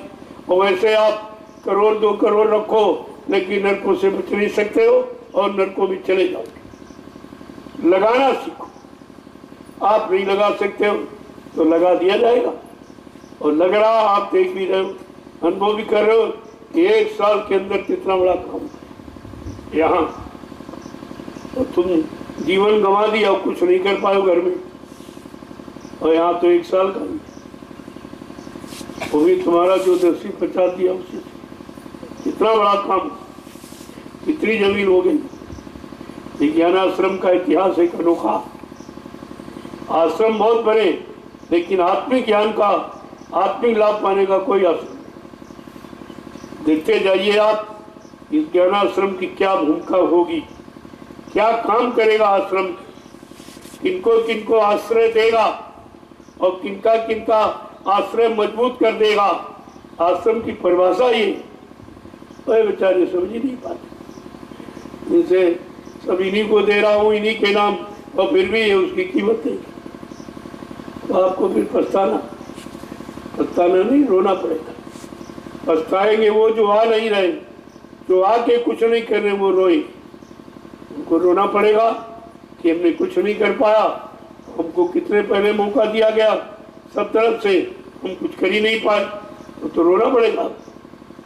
इसलिए समय चूक उनका पछताना, समय निकल जाएगा, पश्चाताप से कुछ नहीं। इसलिए जो कुछ बने सो अभी बना लो, फिर आगे का क्या भरोसा करना। ये जीवन का कोई भरोसा नहीं। अभी बैठे हो, अभी 1 मिनट में क्या हो जाए तो आपको तो मालूम नहीं।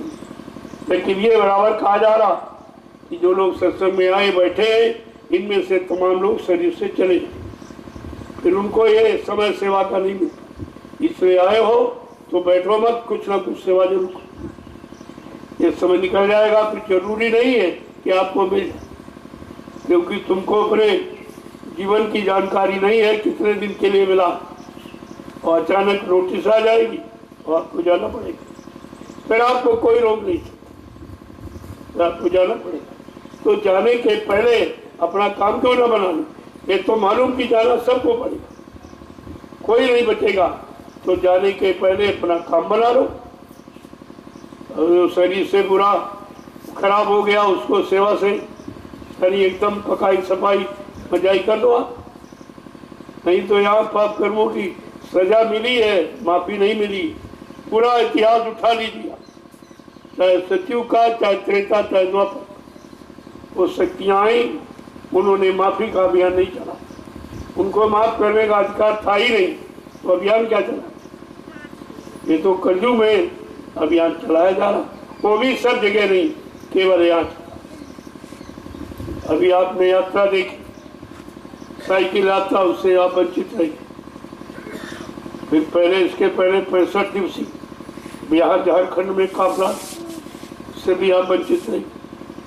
और ये भी इससे वंचित रह गए तो क्या हमेशा वंचित ही रहोगे? क्या कभी पाने की इच्छा नहीं? आप यहाँ से जाना तो पड़ेगा ही। अगर जाने के पहले अपना काम कर लोगे तो हंसते हंसते चले जाओ। नहीं तो यहाँ सब रोके जा रहे हैं, वो भी जो जा रहे हैं वो भी रोके जा रहा, और जो जिनके बीच में थे वो भी रो रहे, कभी ये जा रहा हमारा काम कौन करे। वो अपने काम के लिए, स्वास्थ्य के लिए रो रहे, और तुम इसीलिए रो रहे कि मानव जन्म मिला हम कुछ कर नहीं पाए। तो हम कहने नहीं देंगे किसी, क्योंकि मैं हर यानी कदम पर कोई न कोई व्यवस्था आपके लिए सोचे रहता हूँ। अब ये कर लो, अब ये कर लो, ये कर लो। नहीं भजन कर सकते हो, अरे तो डलिया मिट्टी डाल सकते, ये कौन कठिन। और भजन माला लाभ अगर मिट्टी से मिल जाए, थोड़ा चलाने से मिल जाए, क्यों? क्योंकि ये परमार्थी सेवा कर रहे हो। आप अपने बाल बच्चों के लिए नहीं कर रहे हो कि उनके काम आएगी, तुम इसलिए कर रहे हो कि आदेश पालन करूंगा, हमारे कर्म कट जाएंगे और जो व्यवस्था बनेगी उससे लाखों लोग लाभ उठाएंगे। ये परमार्थी लाभ आपको अलग से मिल जाए, ये दोनों तरफ का लाभ। इसलिए आज ये प्रातःकालीन दयाल बाग में लघु सत्संग का जो हो रहा, ये सारे देश में पहुंच रहा। बड़ा चिंतित है लोग, ये तो मिनटों में स्थान बदल देते, कभी यहाँ कभी वहाँ कभी वहाँ। आदमी मुश्किल से एक स्थान का चयन कर पाता, कल तो रोजी बदला जा, जहाँ काम हो जाता वहाँ से हट जाते, फिर आगे बढ़ जाते। तो हमने कहा भाई जो काम करने आया वो कुर्सी पर नहीं बैठा रहेगा, वो चलता फिरता और आपके लिए नवीन व्यवस्था सोचता रहेगा। चलो यहाँ के लोग लाभ उठाना चाहे तो उठा ले, आगे बढ़ जाऊंगा, वहाँ के लोग लाभ उठाएंगे। ऐसे धीरे धीरे धीरे धीरे कितनी जगह से, कानपुर से चला 2 आश्रम बना के, वहाँ भी 2 आश्रम बने, वहाँ भी भंडारे चल रहे, वहाँ भी प्रेमी आते जाते। इसके बाद वहाँ से चला, जब वो बन गया तो एक दिन भी मैं इसमें नहीं रहा, तुरंत चल पड़ा हरदोई में। श्रीमल्लामा ब्लॉक के पास है, छोटा सा गांव सलेमपुर है, उसमें एक आश्रम का निर्माण कर दिया और 3 बीघे पक्के, कच्चे नहीं पक्के, वहां भी लगा, ताकि प्रेमी जब आएंगे आगे भविष्य में दूरदर्शी व्यवस्था में तो वो भोजन कहाँ पाएंगे। अरे भाई मांग के भीख मांगे भोजन थोड़ी खाएंगे, उसकी मैंने पहले व्यवस्था हर आश्रम पर कुछ न कुछ जमीन लगा दी ताकि प्रेमी रहे, झाड़ू लगाएंगे, आरती पूजा करेंगे तो उनको रोटी मांग के खाने न पड़े, इसलिए व्यवस्था। और नैमिषारण आया, वहाँ भी व्यवस्था की बनी। वहाँ जब बन गई तो किसी को नहीं बताया, उठा वहाँ से आके यहाँ जंगल में बैठ गया, जहाँ भी आपकी व्यवस्था बनी। फिर कहीं देखा जाएगा जीवों के लिए, कहीं उठा के बैठ जाओ, वहाँ भी काम आपका हो जाए। तो इसलिए आप ये सोचो कि हमको तो काम चाहिए।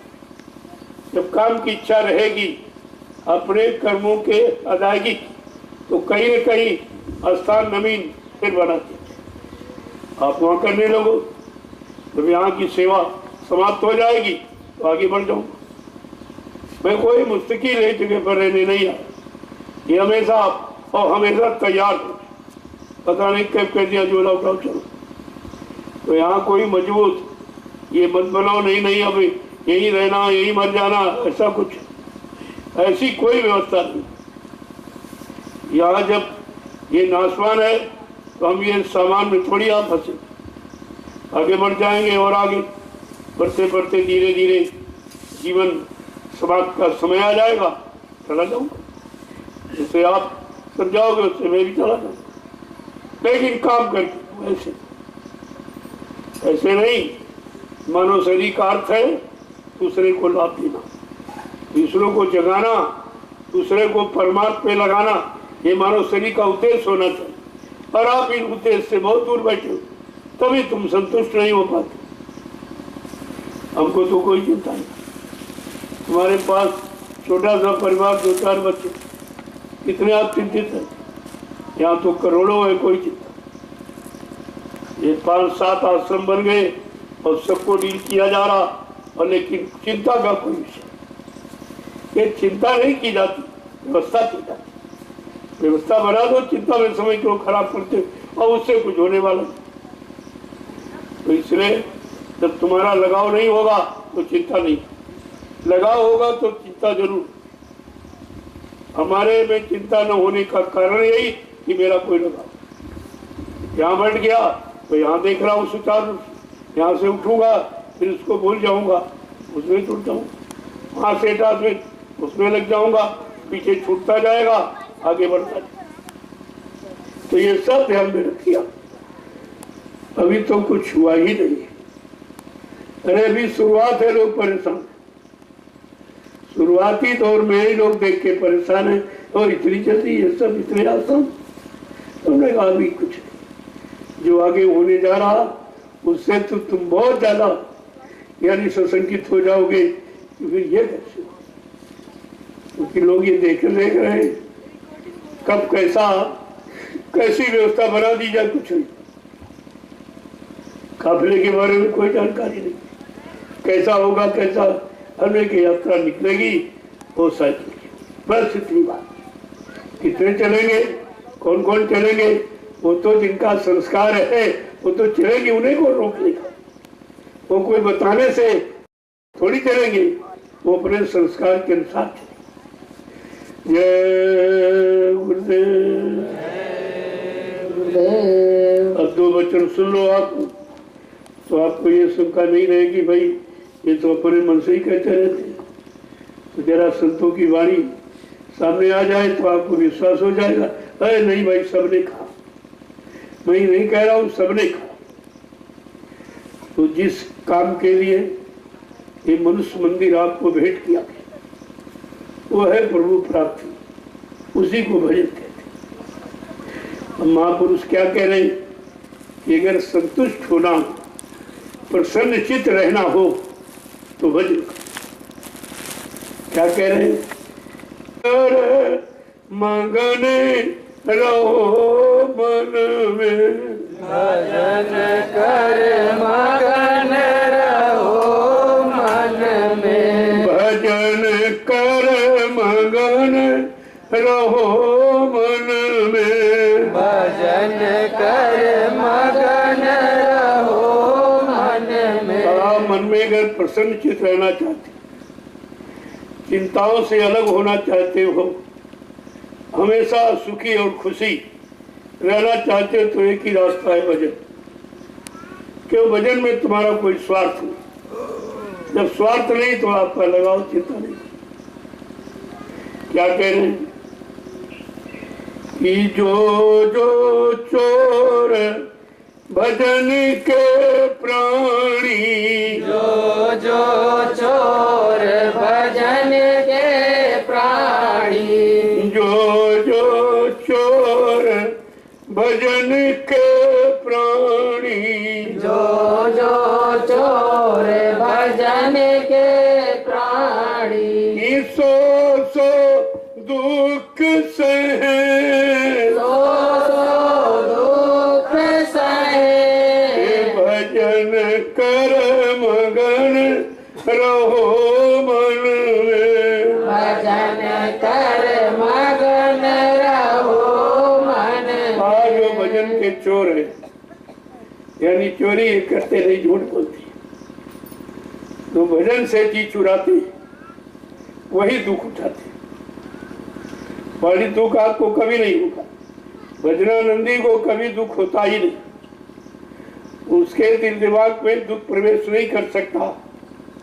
भजन की वो ताकत है और नाम का वो चिराग है, नाम मणि, वहां अंधेरा है ही नहीं, वहां ज्ञानता है नहीं, वहां चिंता है। आगे क्या कह रहे हैं कि वो दुख उठाते हैं जो भजन नहीं करते।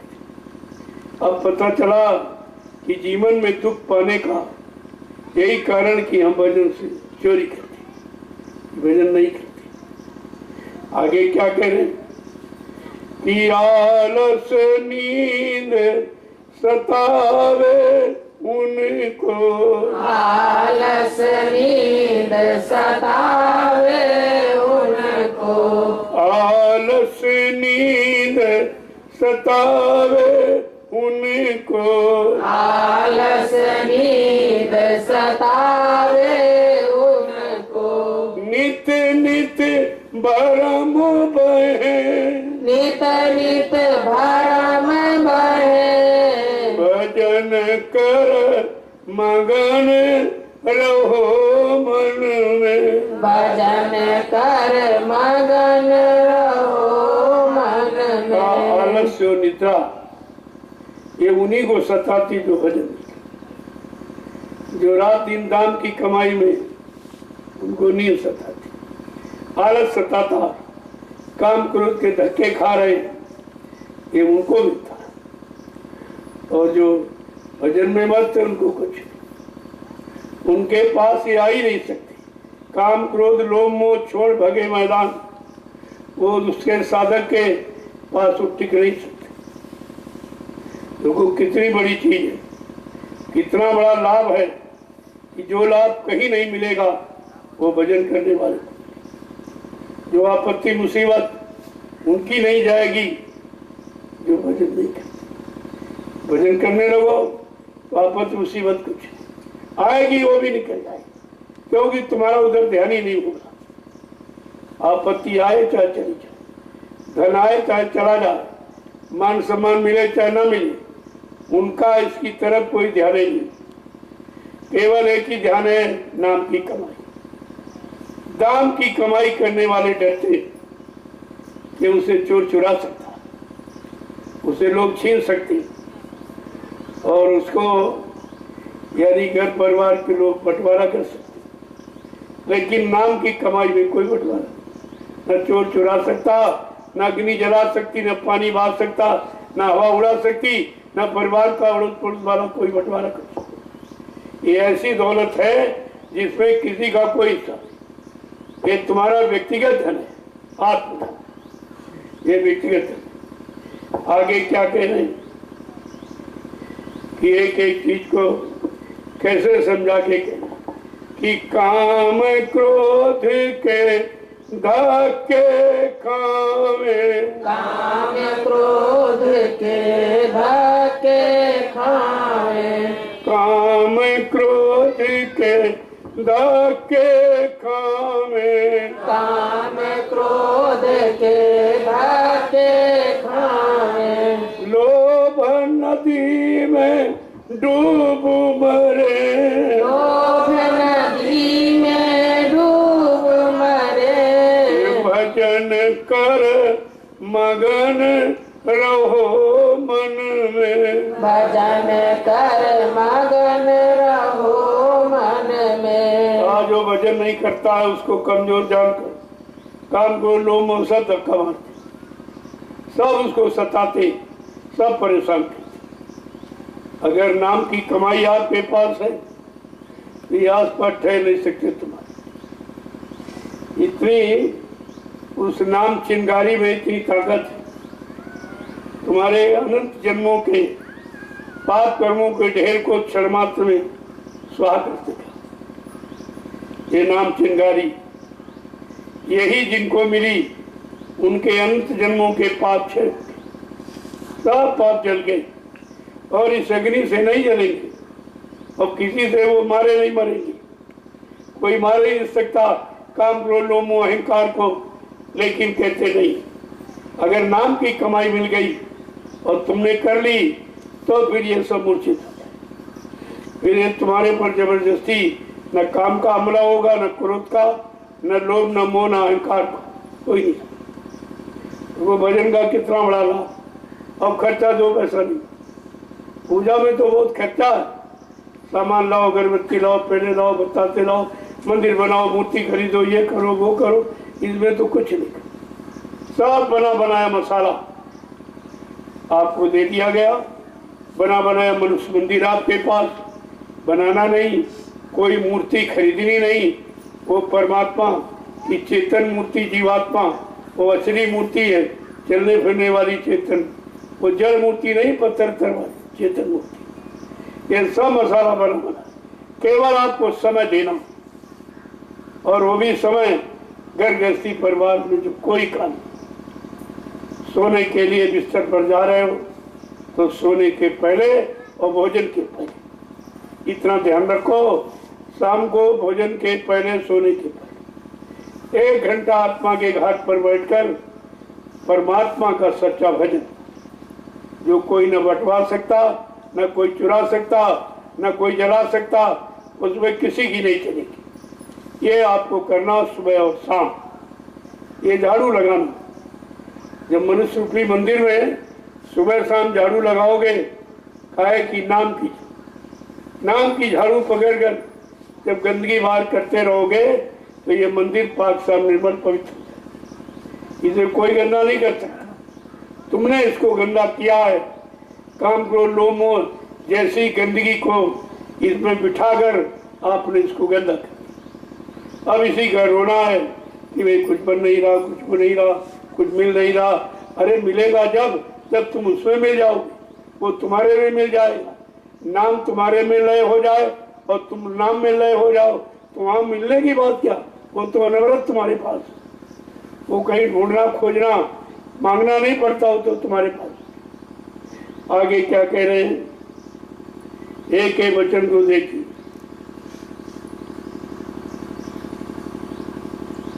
कि गुरु संग प्रीति करे नहीं पूरी, गुरु संग प्रीत करे नहीं पूरी, गुरु संग प्रीति करे नहीं पूरी, गुरु संग प्रीत करे नहीं पूरी।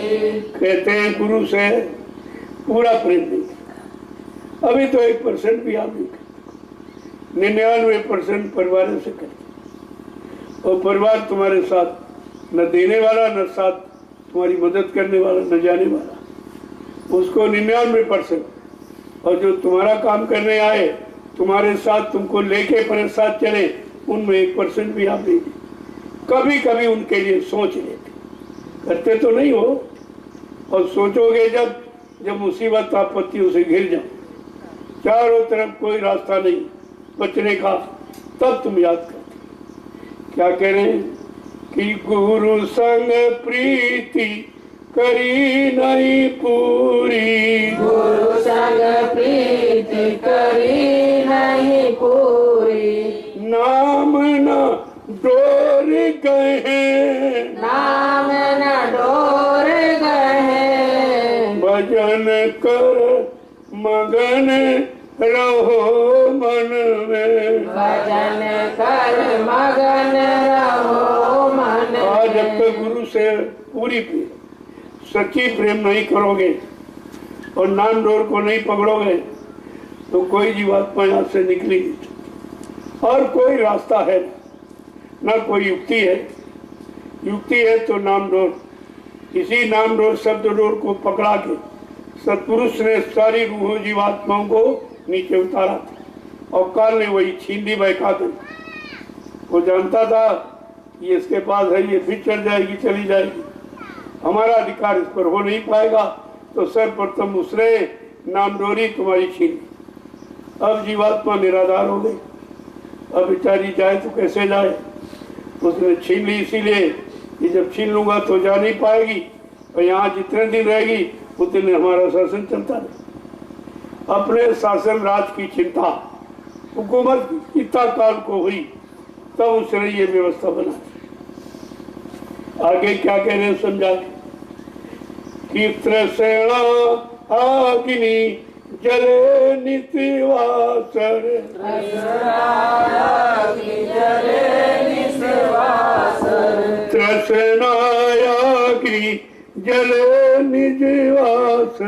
तृष्णा जले निस्वासर, का रात दिन तृष्णा आपको जलाएगा, और तृष्णा से कुछ होना नहीं।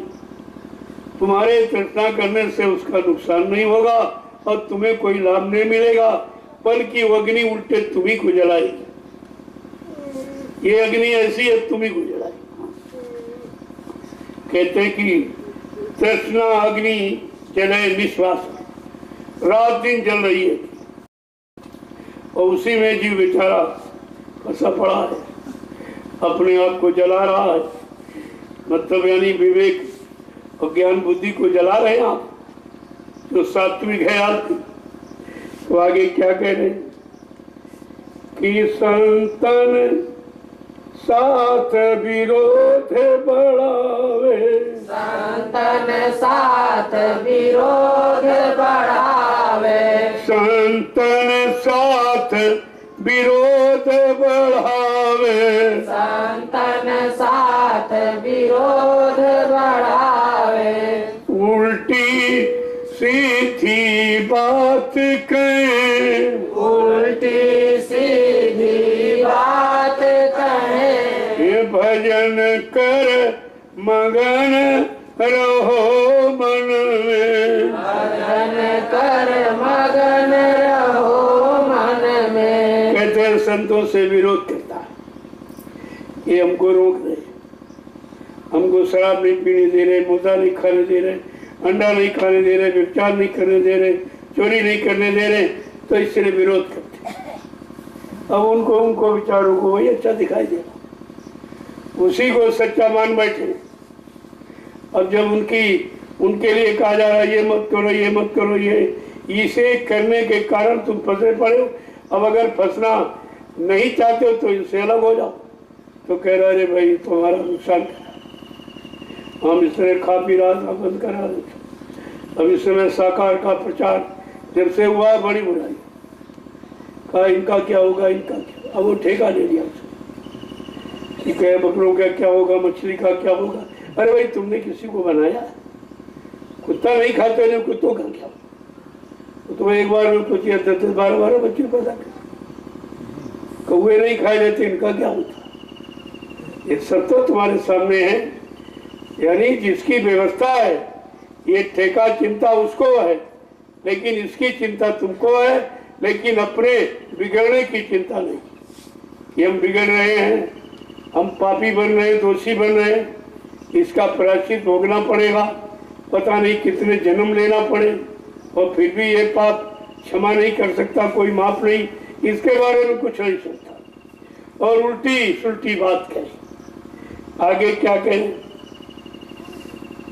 कि सत्संग महिमा मूल न जाने, सत्संग महिमा मूल न जाने, सत्संग महिमा मूल न जाने, सत्संग महिमा मूल न जाने, भेड़ चाल में नित्य चले, भेड़ चाल में नित्य चले, भजन कर मगन रहो मन में, भजन कर मगन रहो मन में। क्या कह रहे हैं, ये सत्संग की महिमा ही नहीं जानते कि सत्संग क्या करेगा, तुम्हें कहां से कहां पहुंचा देगा, जहां कोई पहुंचा नहीं सकता, और जिससे मिला देगा उस परमात्मा से कोई मिला भी नहीं सकता।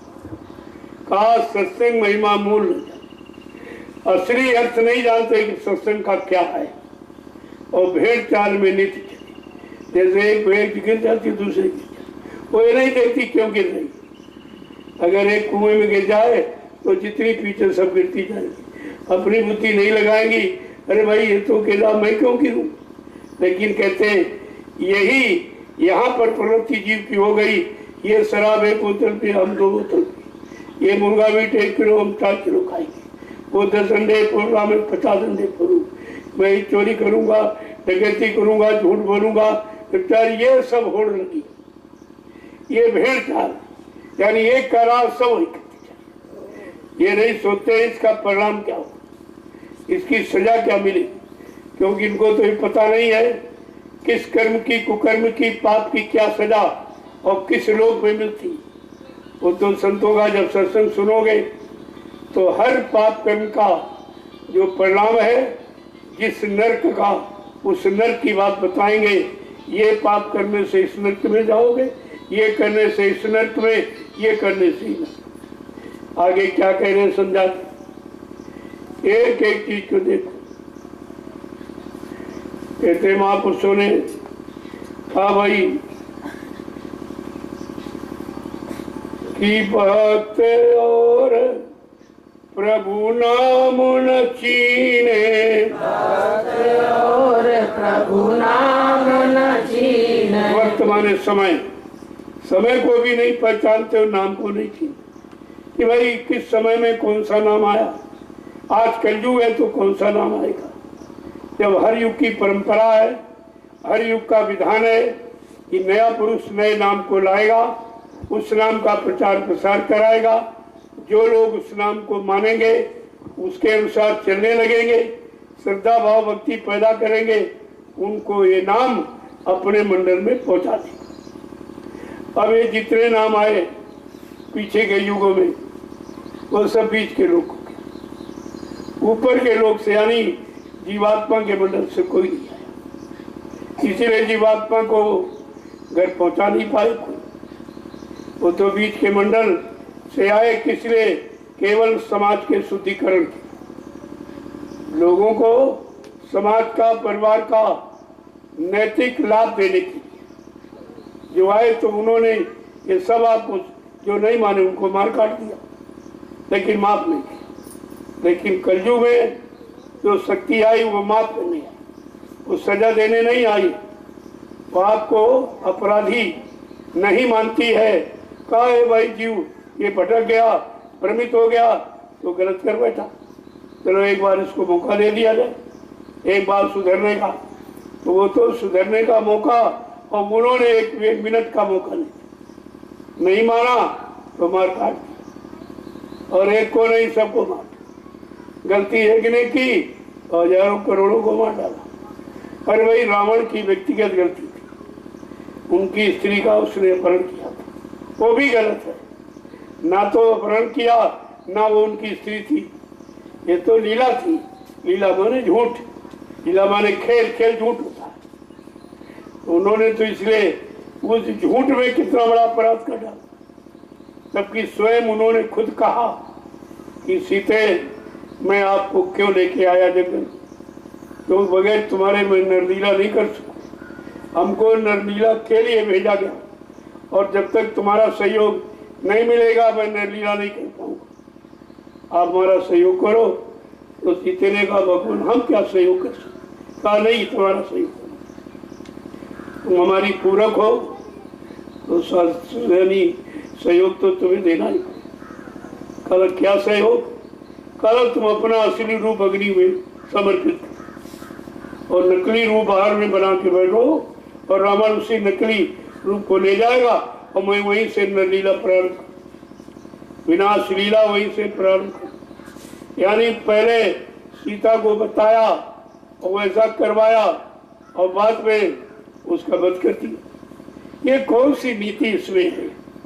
कम से कम आप ये विचार करो, अगर ये दयाल शक्ति होती तो नीति का विचार करती, उचित दंड देने का विचार करती, और सही सच्ची व्यवस्था देखकर सजा देती। जब तुम ही कह रहे हो कि सीता तुम अग्नि में अपना स्वरूप दे दो और नकली ले आओ, मैं उसी से नकली ला दूं। जब नकली रूप रावण चुरा के ले गया तो उसमें इतना बड़ा जनसंहार करने की क्या जरूरत थी? तो ये बदले की भावना थी कि हमारी स्त्री का अगर अपहरण किया, बदनाम किया, बदनामी की, तो हम इसको मार डालेंगे। ये तो मतलब यानी नर लीला, नर जैसी आम इंसान जो करते वही उसने किया। वो कौन सा भगवान था? तो नर लीला करने नर ही आया था, भगवान नहीं आया। लेकिन उसको इस लीला वालों ने नारायण मान लिया। नारायण था नहीं, मान लिया। अगर नारायण होता तो अकाल मौत में चला जाता, सरजू में नदी में डूब के मर जाता। ये तो पृथ्वी में चला गया। तो कहने का मतलब ये नर और नारायण की परिभाषा भी लोग समझ ही नहीं पा रहे। जो नारायण नर रूप में आएगा, नर शरीर में रहने वाली जितनी जीवात्माएं, उन सबका कल्याण करेगा, उद्धार करेगा, उसको नारायण कहते। लेकिन ये सब आपको बताया नहीं गया।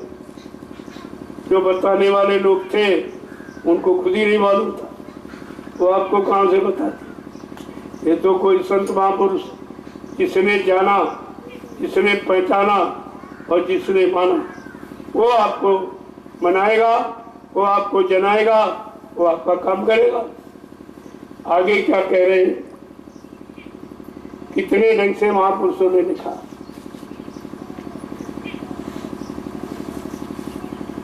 कहते भागहीन, बड़ा स्पष्ट कह के लिखते। कहते कि दीनता और गरीबी सबसे बड़ी बात है कि दीन बन जाओ तो मैं दीनानाथ बन के तुम्हारी मदद, और तुम गरीब बन जाओ तो गरीब निवाज बनकर तुम्हारी मदद कर दूं। लेकिन यहाँ कोई दीन बनना नहीं चाहता, छोटा कोई बनना नहीं चाहता, दीन गरीब कोई बनना नहीं चाहता। तो फिर ये दया की जाए तो किस पर की? वो कहते हैं मेरा एक नाम दीनानाथ, दीनों पर दया करने वाला। लेकिन दीन यहाँ अपने ही को अपने को मानता ही नहीं, और गरीब कोई अपने को आपको रहने नहीं देना चाहता, तो गरीब निवाज तुम्हारे पर दया रहम कैसे करे? कितना ढंग से समझा के कह रहे हैं भाई, अगर कि भागहीन नर बिलखत हरदम, भागहीन नर हरदम बिलखत, नर देहि बर्बाद करे, नर देहि बर्बाद करे। कैसे समझाते? ये व्यर्थ में अपना समय खराब कर रहा है और मानव शरीर पाकर उसको बर्बाद कर। तो मानव शरीर किस लिए दिया गया, वो तो काम इसने किया, और जो नहीं करना चाहिए पशुओं वाले काम करने लगा। इनको मारना, इनको काटना, ये जो मांसाहारी पशु वो ये काम कर। तुम्हें तो परमात्मा ने शाकाहारी बनाया, शाकाहारी बना के तुम्हें भेजा। जब बच्चा पैदा होता है तो शाकाहारी, सदाचारी, ब्रह्मचारी 3 गुणों को लेके पैदा। तो इसका मतलब शाकाहार हमारा सबका जन्म सिद्ध अधिकार है, ये कोई नया काम नहीं है, पुराना। अगर शाकाहारी का 3 गुणों में जीव पैदा होता है, शाकाहारी और मतलब यानी सदाचारी और ब्रह्मचारी, और तुमने तुम्हारे पास पैसे पहले ही गुण नहीं रहा कि आप शाकाहारी नहीं ले पाए, तो सदाचारी ब्रह्मचारी बनने का सवाल ही नहीं। अब वो भी आपने खो दिया, जो तुम जन्म सिद्ध अधिकार था वो भी आपने नहीं पकड़ा, उससे भी अलग हो गया। तो कहने का मतलब ये है, ये दुख उठाने का कारण यही, तुमने संतों के वचनों को न सुना और न माना, न अपने जीवन में उतारा, न कोई लाभ प्राप्त करता। और तुम रोते हो, चिल्लाते हो, तुम्हारी यहाँ कोई सुनने वाला। किनको सुना रहे हो? जो जानते नहीं। किनको बता रहे हो? जिनके पास इस समय कोई समझ नहीं, कोई शौक नहीं, सुनने को कोई इच्छा, कोई ख्वाहिश, कोई तमन्ना है ही नहीं, उनको आप सुनाते। तो कहते नर देही बर्बाद थे, मानव जीवन ही खत्म कर दिया।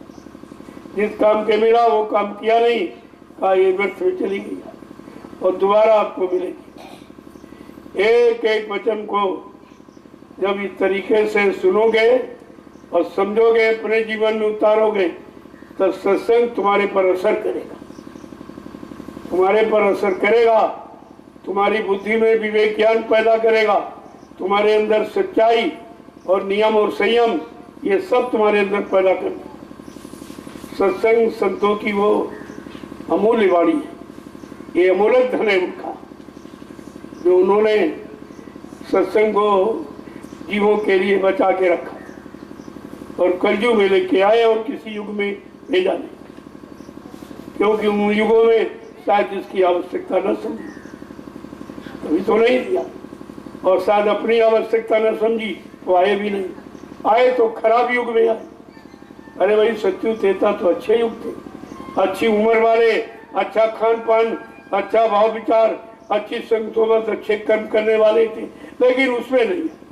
संत महापुरुषों ने उस अच्छे को पसंद नहीं किया और बुरे में आ गए। क्यों? कलयुग के जीवों का कोई सहारा नहीं, ये बेसहारे थे। उन बेसहारों को सहारा देने के लिए, उन सोते हुए जीवों को जगाने के लिए, उनकी जीवात्मा जो भटक रही 4 खान 84 लाख नरकों की योनियों में, उसको अपने घर पहुंचाने की,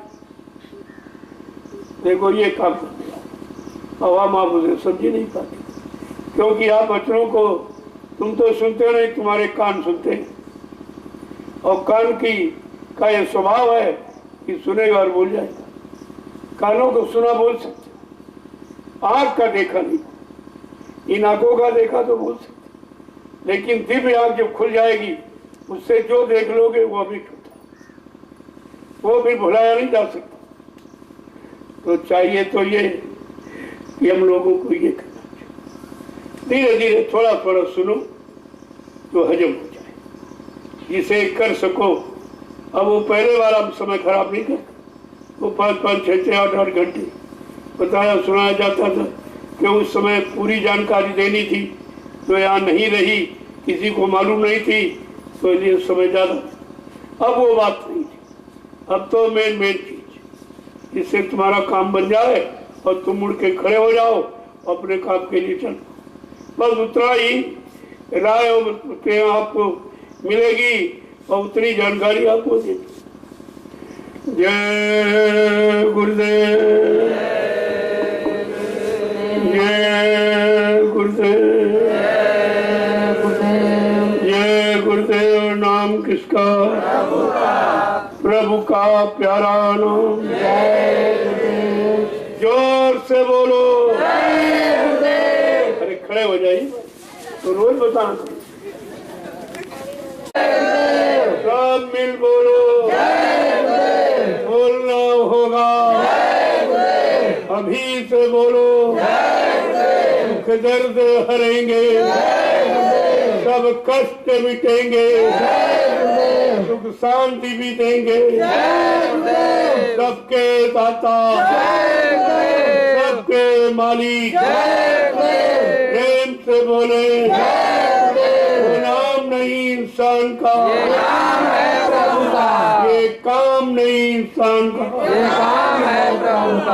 देखो प्रेमियों, जितने नाम आए उन्होंने ये ऐलान नहीं किया जो ऐलान करके आप समझे गुरुदेव नाम प्रभु का जो उसकी महिमा है, वो सब वो काम करेंगे जो किसी, और वो सबका काम।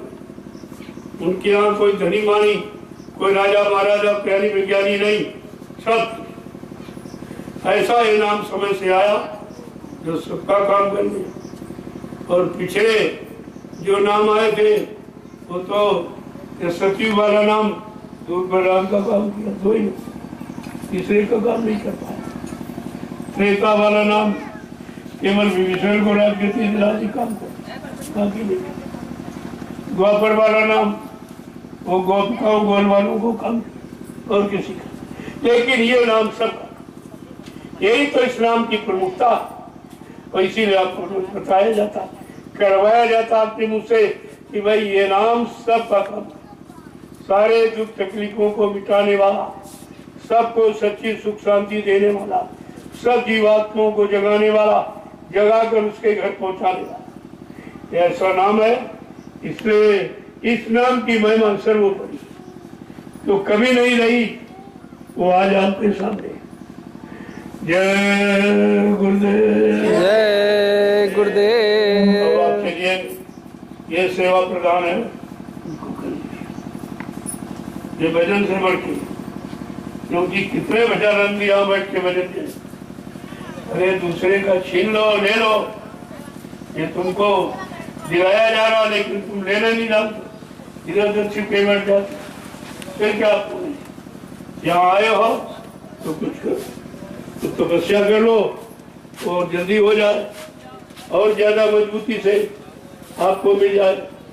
जो तपस्या करके चीज मिलती है उसको मजबूती से काम रखता, मेहनत कर। ये सब काम जो हो रहा है ये आगे आने वाली गुरु परिवार के प्रेमियों के, ये लाभ सब उन्हीं के, उनको तो करने का मिलेगा, शरीर निरोग हो जाएगा, पाप कर्मों से अदागी हो जाएगी, और जो व्यवस्था बना रहे हो इससे तमाम लोग लाभ उठाएंगे, वो लाभ आपका एक्स्ट्रा अलग, वो लाभ अलग।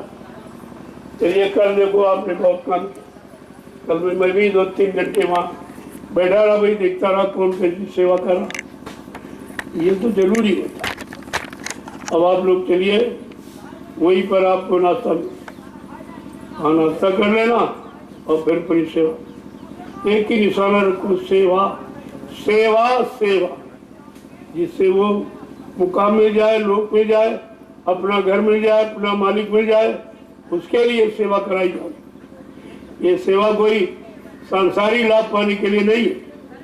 कभी तो लोग इसे समझ नहीं पा रहे कि परमार्थी सेवा का जिक्र किया जा रहा है, ये परमार्थी सेवा है क्या? लोगों को पता नहीं इसका, कुछ नहीं जानते। जब जानते नहीं तो कराएंगे क्या, और करा कर लाभ ही क्या दे सकते? ये लो आपको मिला, चलिए आप लोग चलो, अब मैं भी आऊँगा 9 के बाद, आपका दर्शन करूँगा, देखूँगा भाई किस तरह की आप तपस्या करके ये सेवा कर रहे हो, आगे आने वाले लोगों को लाभ देने के लिए, अपने गुरु परिवार को लाभ देने के लिए।